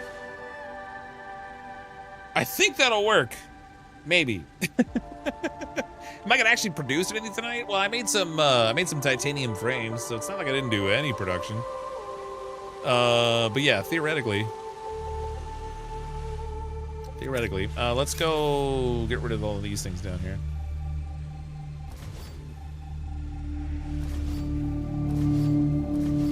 Tonight was all about just rebuilding what I had set up to try to make it so that I could have the most flexible production flow. I don't know whether I accomplished it or not, but I think that works. Until they give me another, like a third order of magnitude manufacturing or something. And then I just cry. Lots of crying. Oh, wait a minute. I just realized something.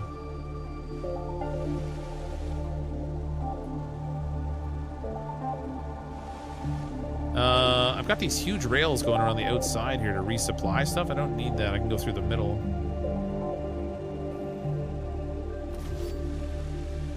Already changing things and I haven't even done anything yet.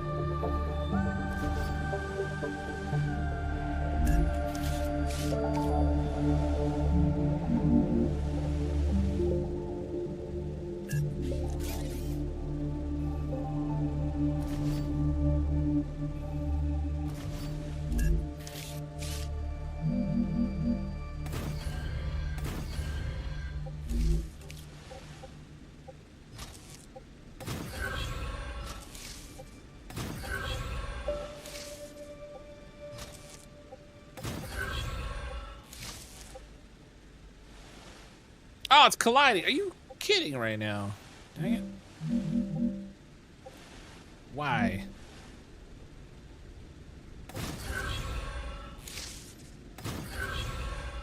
I don't like that. That's ugly. Just ruined my pattern. It's making a veritable spider web here. Oh, I see why. It's a little misaligned, but it's all right. Okay, so that way if I have to refeed it back into the production flow... Wait, no, that's not going to work, because if I put it in the other... Ah, dang it. Because if I'm manufacturing in one and I need to feed it into the other, this won't get it back into the right flow. All right, thought I was being clever. I wasn't. It won't work. It's got to go into the full distribution up there. Mistakes are made.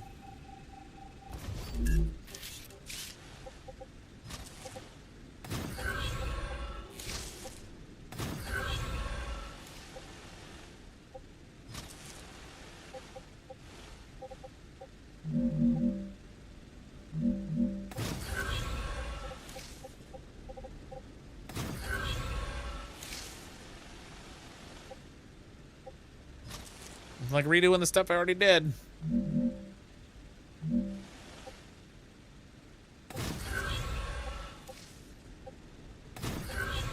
There we go. Okay. So I got all that, and then finally it needs to go to orbital launchers. Sheesh.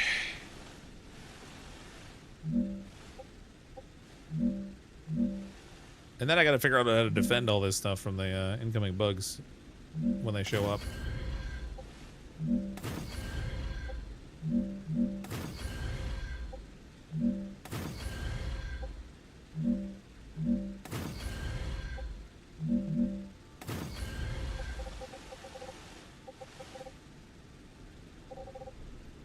Put in storages? Well, again, my challenge with the storage is they only hold, like, one component. So...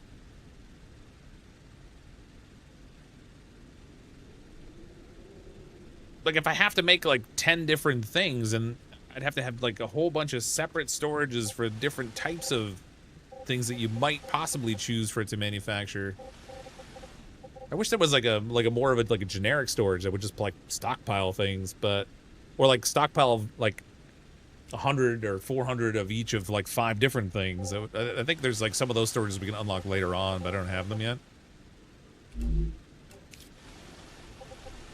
gonna do the same thing here with the double rows of these things.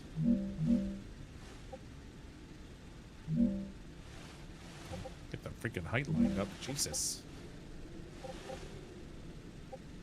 You know what? Just connect it this way. It's fine. Ah, why did it go lower? That's not fair. Mess me, game.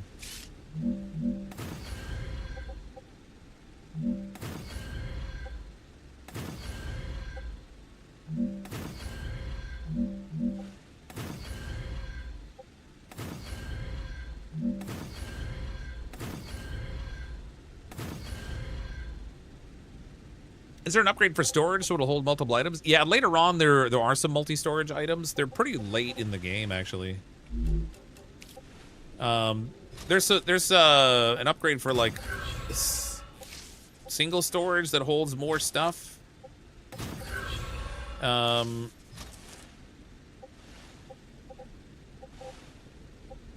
the one for, like, the multiple types of things is much later on. Okay, we're gonna go right to left on the first row, left to right on the other.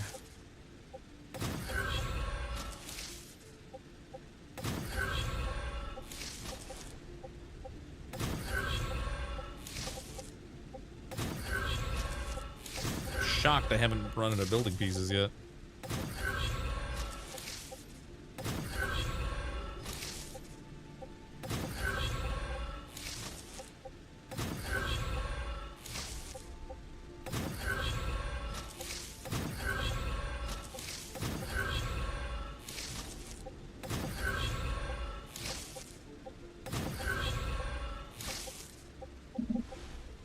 Oh, speaking of, oh wait, it says it's colliding with something.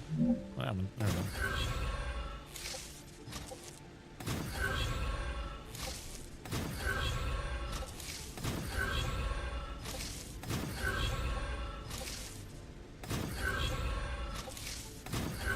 Okay. I think it's ready. What a hot mess. What a hot mess. Okay, now make something complex and see if it works. Yeah. Now we gotta, let's go check our contract. Man, I need to also put some floors in so I can actually get up to these different things. I wish there was like a button you could select at the beginning that would define what your production flow was gonna be instead of having to go and set each of the individual machines along the way for what you're making. But it is what it is, I guess. Oh, I gotta get that, I've gotta get the calcium blocks connected, and I don't have those connected.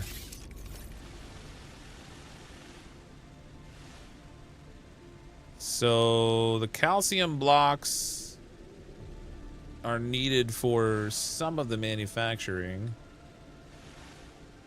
On the, like, the second order manufacturing, though. I think I'm gonna need to set storage over here for calcium blocks. I have one for sheets, but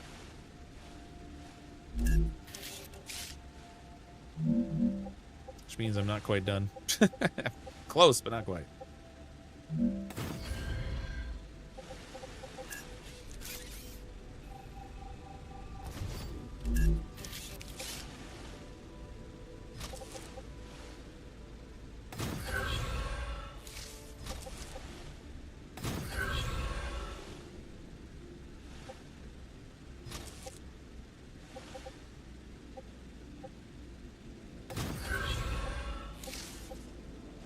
Okay, I gotta change the setting then, some of these things too. So I need this one to be blocks. Oh. And this one to be sheets.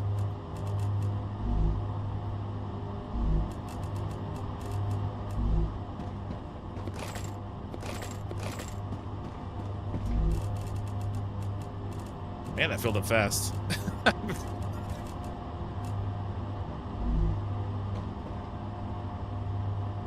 Okay. Let's go try and make something now. What if you don't need to go through the second fabricator? Crap. Yeah. Or even through the, hold on, let me check. Did I create a way for me to get around the furnace with it?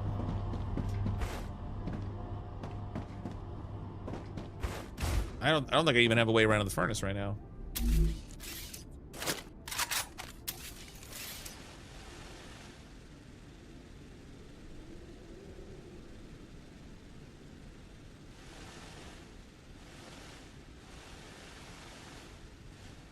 Okay, no, I do have a way around the furnace. So it's going around the furnace.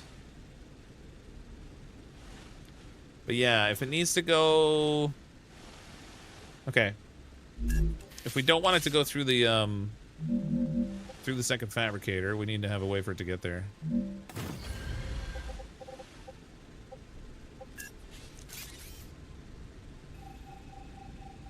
Thank you for catching that. That definitely would have been a problem.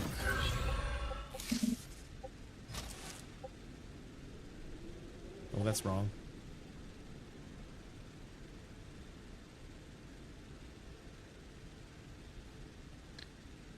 Oh, that won't work. I need... Shoot.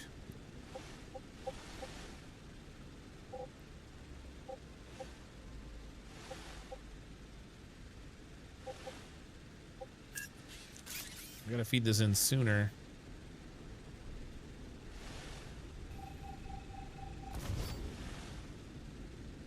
So if we need to skip the furnace...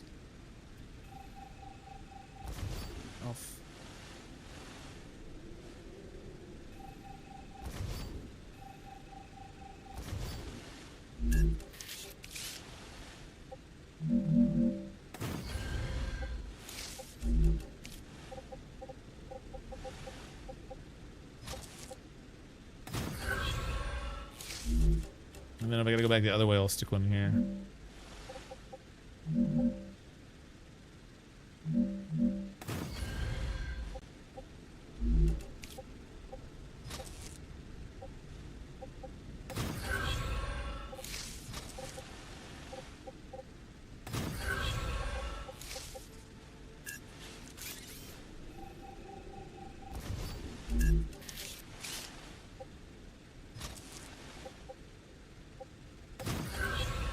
Super spaghetti, never forgetty. Okay, so that's to go in, if it has to go into the fabricator. And then if any of these things need to come out of here and not go into the fabricator again, I need to have a way for them to do that.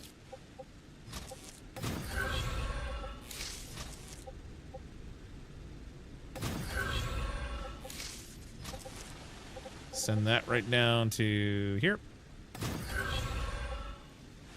And then I kind of want to do the same thing on this side as well, so that I have... Oh, God.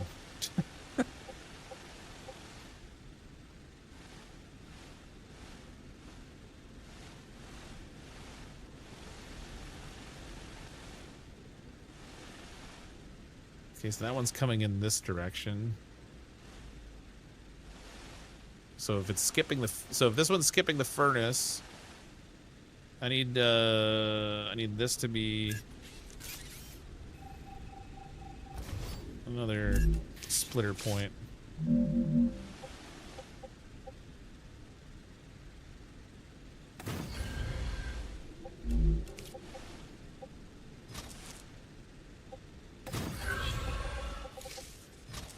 So that'll feed into the furnace, and then this one will skip it if it doesn't need it.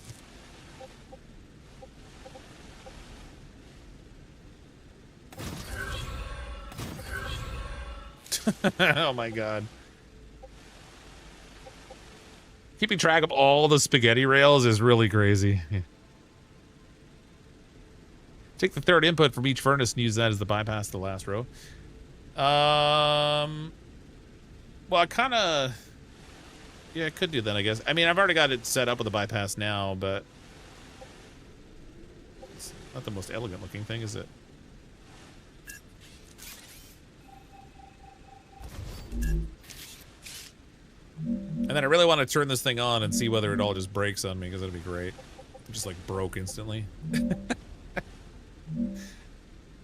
After several hours of work, it just like flat out doesn't work at all. That'd be amazing.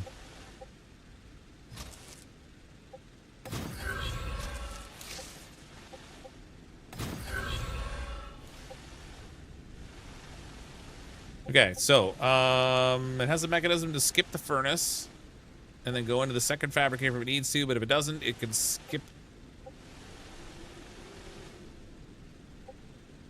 Okay, this will go in the right direction. So we can skip that. Now, if this one comes out of the fabricator, or the furnace, it'll go the other direction, and it'll go around the end if it doesn't need these. Okay, I think, I think it'll work. I don't know. Let's just go turn it on and see what happens. I want to see what contracts we're working with here, so I can figure out what I want to try to make. Just throw the entire build on the wall. If it sticks, it's done. Needs more starch. Okay, what do we got? So, glass. Oh my god, I haven't even pulled in the helium yet. Oh. Okay, we'll skip the helium for now. Inductor and stabilizer. What does the inductor need? Stabilizers I know I can make. This will get me war bonds. Oh, let's take that contract.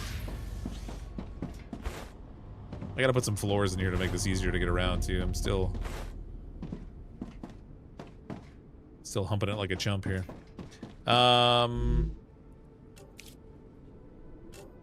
That's where the ceramics are.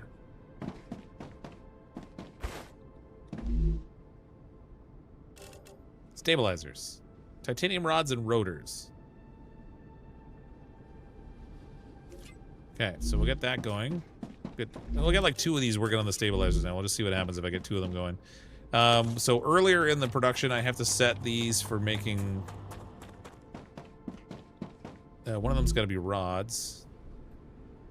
Wait, how far out did I go?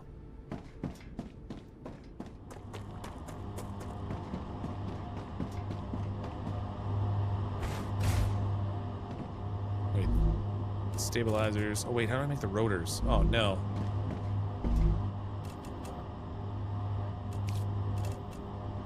Rotors need wolfram wire and titanium rods.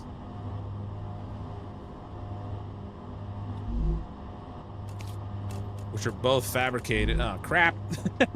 Got a problem already.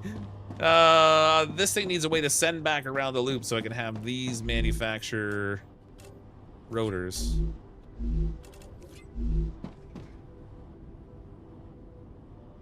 Let's see. So when that comes out, it needs to have an option to come back around the front here.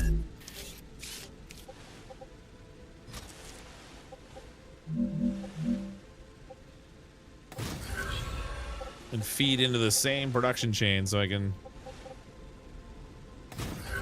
There.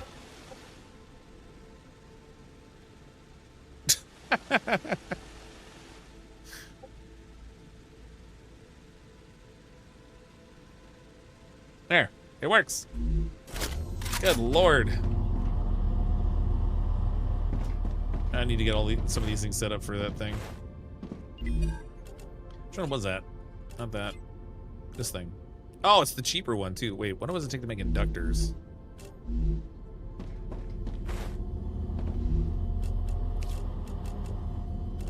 Oh, I don't have the inductor unlocked. No, wait, yes I do. Inductor is in here. Ah, I don't have it unlocked. Okay, so we gotta make the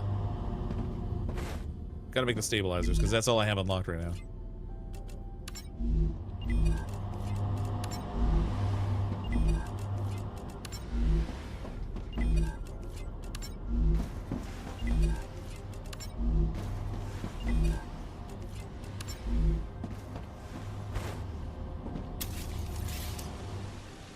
It's alive!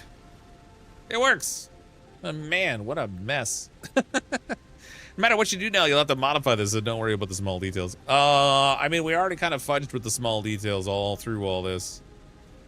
So you're right, I probably will have to modify more. I still have to pull in the helium. Which is great. Hopefully I can just use it as a raw material and I don't have to actually manufacture something out of it first and then combine it again, because that'll be a hot mess. I can get rid of some of these other buildings here that are just sitting here now. Actually, where's my inventory? I think my inventory might be full. Yeah, pretty much full. Okay, I gotta go dump my inventory so I can take these other buildings apart. What a hot mess, man. That was crazy. You go unlock the flying drones. You mean this thing here where you can like go into drone mode to do your building stuff, or are you talking about something else? There's like a delivery system. Is that what you're talking about? If so, then no, I don't have that yet. There's like it's called like the cargo shipping and cargo drop off or something. Yeah, that one I don't have yet. Oh man, I have stupid amounts of wolfram.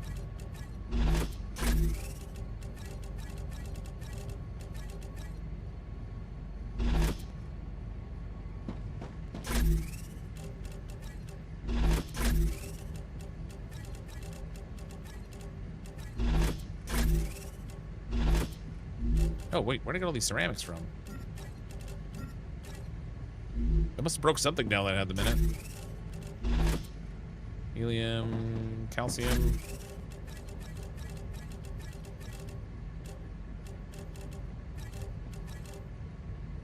Whatever, that can go in there.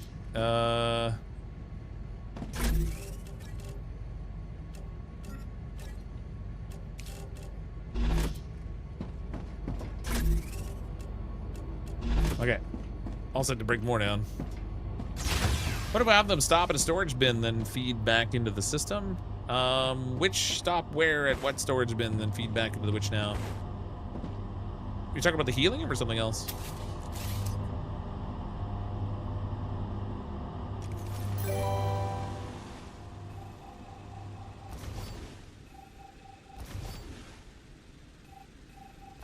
Oh yay, more wolfram wire, just what I needed.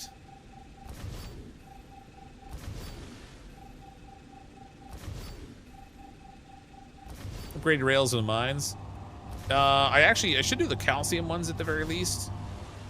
I'm not super worried about these ones because it's a pull system and they're just not getting high demand anyway. Because I have plenty of storage for the types of materials over here for the moment based on how fast these fabricators can craft. Something's not running.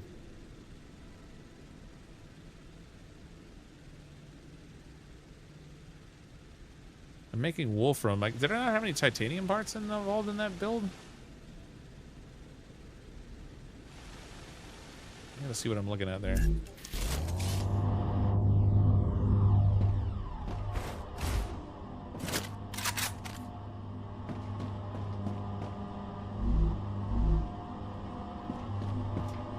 Sounds like this thing's working overtime.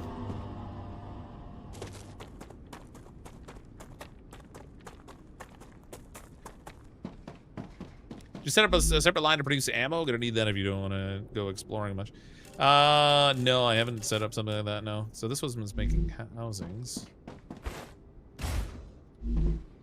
Those aren't needed though. So these aren't getting supplied by something. The rotors. Rotors aren't getting titanium rods. I think back here I don't have rods in production. I think I need another fabricator over here just making rods.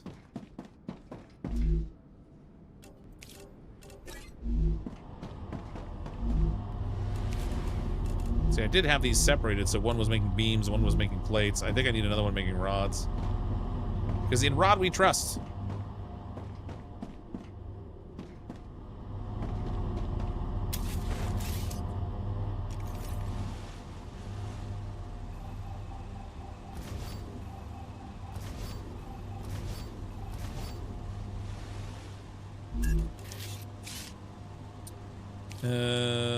Fabricator?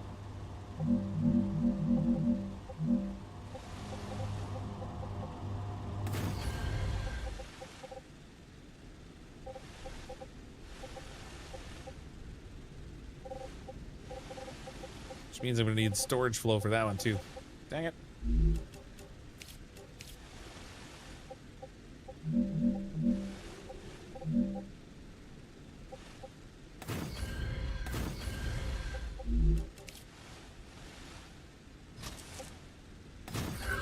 Ah, crap.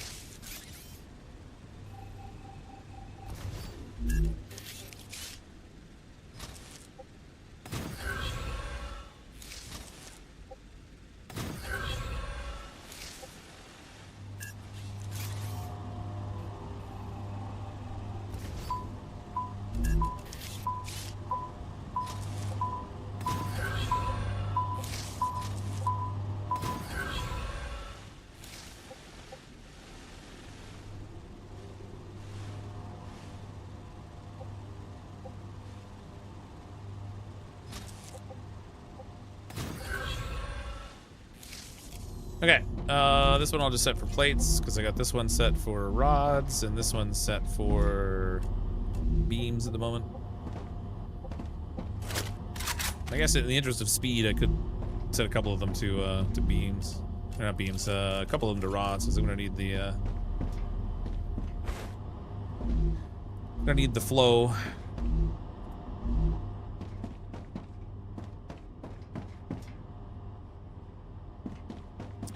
Metless with the 4-month message. Wow, 4 months, 4 months time flies by when you're having fun. It sure does, Relentless. Thanks for the 4 months of support. That's huge. And every time I sneeze, I swear another month has gone by. It's driving me nuts.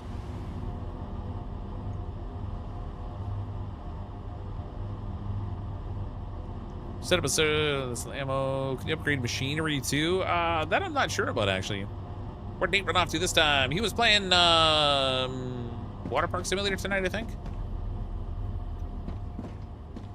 And I went and basically reworked our entire layout in the in the meantime. I gotta get rid of all these excess buildings that I had over here now that everything looked more cluttered. Change this up later.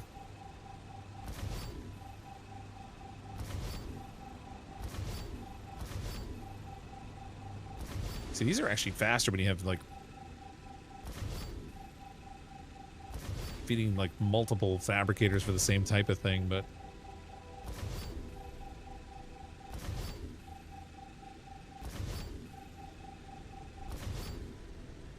change lines from your extracts to tier 2. Again, I'll take a look at it, but I think the extractors don't really need to go faster. All the speed seems to matter in here. It might make a difference for the calcium because it's coming from a long way over. So when it calls for it, if I didn't have it stored up here, it'll take longer. But I have like 6 storage containers for calcium stuff over here.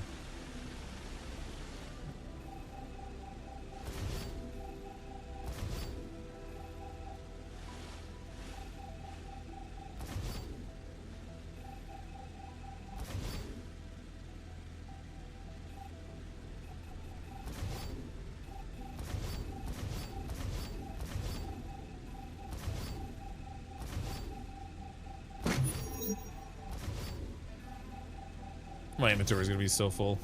Okay, we got all that.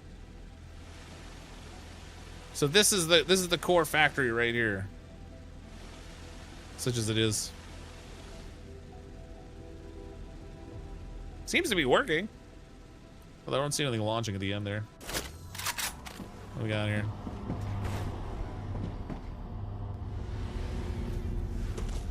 Oh, that's going. It's not super fast, though.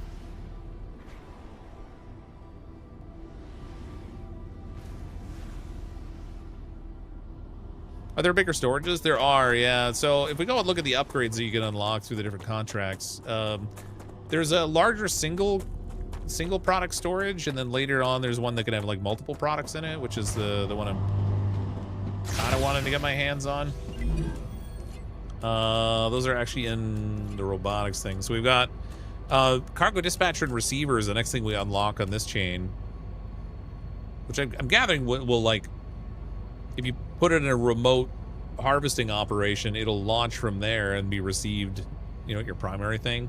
Storage Depot version 2 holds 1,600 units of one selected item. And then later on, we've got 5 rails. We've got multi-storage. Stores excess items that can't be sent anywhere else, holds up to 2,500 units and can store different things together. And then the expandable storage redistributes items evenly to all connected buildings, can store up to 1,600 units of one selected item, can be expanded upon using more power. So there's like there are a few different storage options we can build our way up to. Those are pretty far down the line. Helium line tier 2, yeah, we could do that too. Also, there was a recipe we needed to unlock that would require a bunch of helium. Where's our which one was that? Oh, I got oh man, I gotta ditch some stuff. I'm fully loaded with crap right now. Oh, I should see if I have any. Come on, down the freaking hatch. See if we got any room to store in here. I don't think so though, but we'll see. Oh yeah, a little bit of room.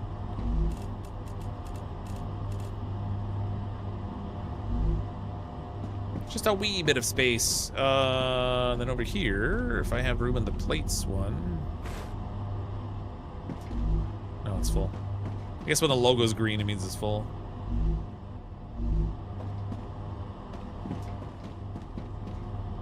Okay, the rest of that's gonna go in storage. It's working, sort of. Yeah, glass. I gotta pull in. I gotta pull the helium in for. I have a stupid number of titanium bars. This is ridiculous.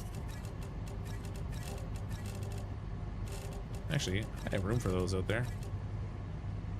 What do we got for calcium here?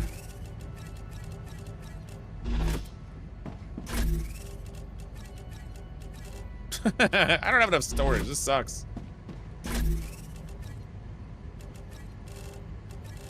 Whatever. These in here.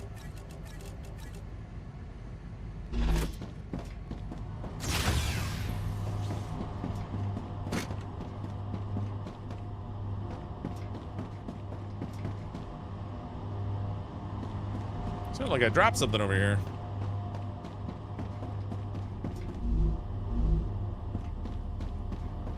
Where's my rod storage? There we go. Get this. Feed this sucker. There we go.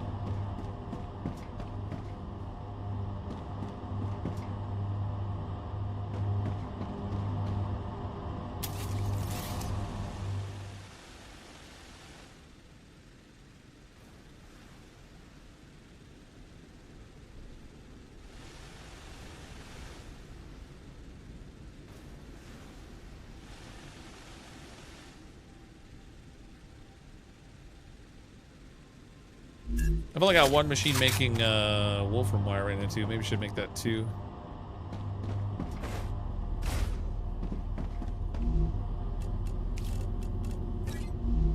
That'll speed up our rotor production. Yeah, there.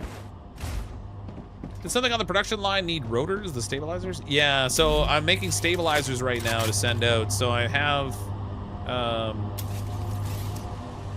this side producing wire, this side producing rods. They go down there and get combined to make the rotors. The rotors get passed back around to go into the fabricator to be combined with the titanium rods to make the stabilizers, and then the stabilizers go out and they're launched out by the end distribution system. Did I throw the rotors in storage? I thought I took them down and put them in the actual rotor thing. I'll go look though. Oh, you still have them in my inventory, actually. Are they in my wolfing stuff? Oh, yeah, there's some in there.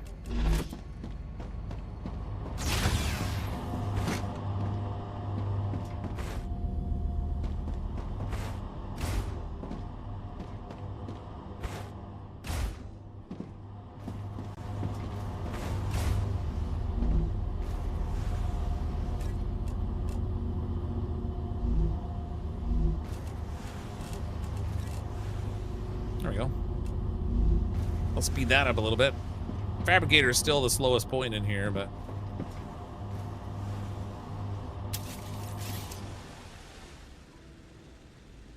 go a little quicker. I don't really need 6 launchers down here. The fabricators can only make things so fast. But we have tons of excess energy right now anyway, so it's not really that big a deal. A little cleaner. I mean, it's not perfect, but it's a little cleaner than it was. I really feel like these early... I might have to, like, set up more of these early fabricators, because it seems like the combined components from the early fabricators are my bottleneck. Because then later on they have to get combined with other things, but it's like I need like more things at the beginning and they get fewer as you go down the line, maybe. May have answered this, but will you be able to make your fabricators go faster eventually? I don't know if you can upgrade the buildings that way or not. I haven't seen an upgrade, I don't think. New to the game. What's with the limited walkways? Oh, I just haven't built them. I was busy, I was just trying to get all my stuff connected together. I could totally make more walkways. I just haven't gotten around to building them because I'm a lazy butt that way. I've been hopping instead. Well, they have 3 speeds in terms of like priority of the routing of materials, I think, but I don't know if it actually makes them run faster, does it? So like in here, it has drone request priority. I could turn that to high, but it doesn't make it actually manufacture faster. 1, 2, 3, 1, 1, 2, 3. So just over 3 seconds. 1, 2, 3. It manufactures at the same speed. I think it's just the priority of how it will choose to sort the materials when it's when the drones are moving them along the rail.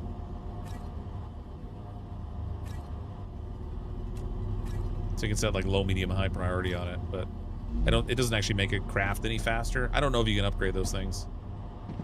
I think we might be stuck at a particular speed.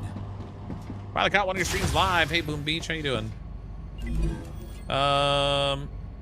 Inventory upgrades, compounder. What's the compounder do? Intermediate production building that utilizes chemical reactions to make products. Liquid helium. Oh crap! I gotta figure out how to work that thing in there. Yeah, son of a. Large habitats, mega press. An intermediate production building utilizes high-speed machines to make products. Okay, yeah. So all this work I just did is gonna get completely erased when I unlock more buildings. Son of a. There's the sulfuric acid extractor. An assembler. Intermediate production building utilizes nanoscale printing to make products. Okay, so I just spent 4 hours building out a production line that is going to be obsolete in a couple of upgrades. That's fabulous. Oh my god. I hope I get... Well, actually, now that I've got the core line set up, I suppose I could just have offshoots to side processes and have them come back in. I tried to put this all in a straight line, but I guess I could actually have things branching off to the sides instead. Like, exit the main production line, go do what it needs to do on its side thing, and then come back over, but... Boy. Base core amplifier increases base core capacity by 20. Works for every base core when placed within its range.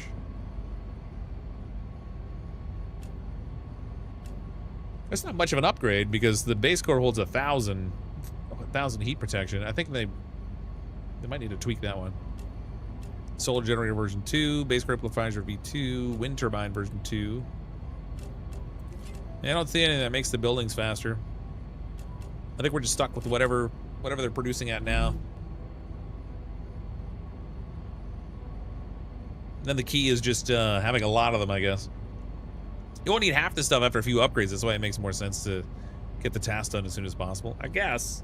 It was fun to like build out and try to get it all like working, but yeah. So like when I was playing before, pretty much what I had done was just build out what limited systems I needed to feed the given contract I was working on at the time, and I would just like slap in rails or whatever. I was trying to get a system set up that I could churn through a bunch of contracts and not have to constantly rebuild everything.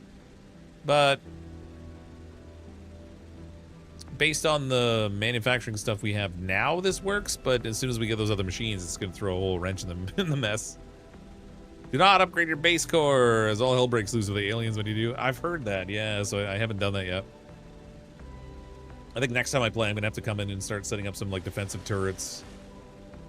I'll probably need an ammo production line for it, just because the early turret, I guess, you have to keep feeding it ammo.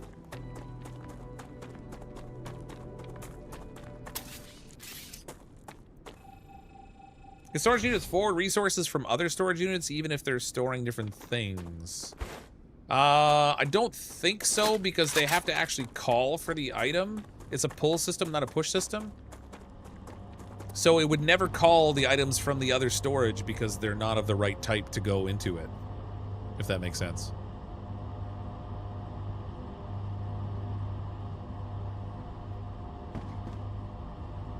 If it was a push system, then maybe, but it's not. It's a pull system, so it just would never call the rail to send over the item.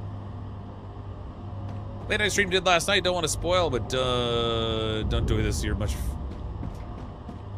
Don't do this. You're much farther in the game. Oh, until you're much farther in the game. Oh yeah, yeah. Well, you don't really need to. So they upgraded this thing to like 1,000, and I'm still only at 385. There's no point in upgrading it until it gets near the top, and we're about to get another wave event coming in here. I mess up all my production again with the stupid solar flares.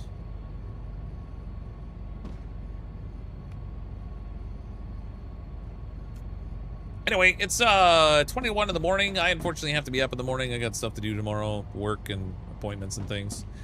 So we got the whole thing built out that I wanted to do, but now it sounds like I'm gonna have to mess it all up again when I add more stuff. So yay me. Way to spend 4 hours building a production chain. Thanks everyone for coming to hang out tonight. I really appreciate it. If you don't currently subscribe to the channel, click on the subscribe button. Come back and hang out again. I haven't decided what I'm playing tomorrow yet. Or even if, I mean, I know my streams have been a little erratic in terms of timing lately, so I can't guarantee I'll be live, but I should be live tomorrow. I might be leaning more towards some zombie fun tomorrow evening, and we'll definitely be back to play more StarRupture, because I am enjoying this game as well. Makes my brain hurt in a good way. So much fire. It's a good view over here.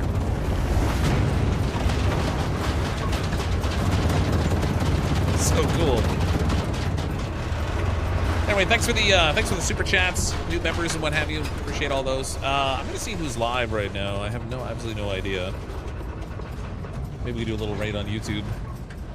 See if there's somebody we can pass some viewers over to.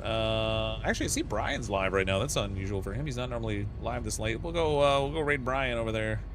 Brian Menard. If I can find the thing to actually do it.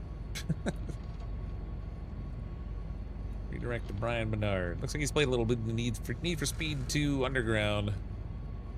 Anyway, thanks so much, everybody. I'm, as always, CrypticFox. I'll see all of you next time.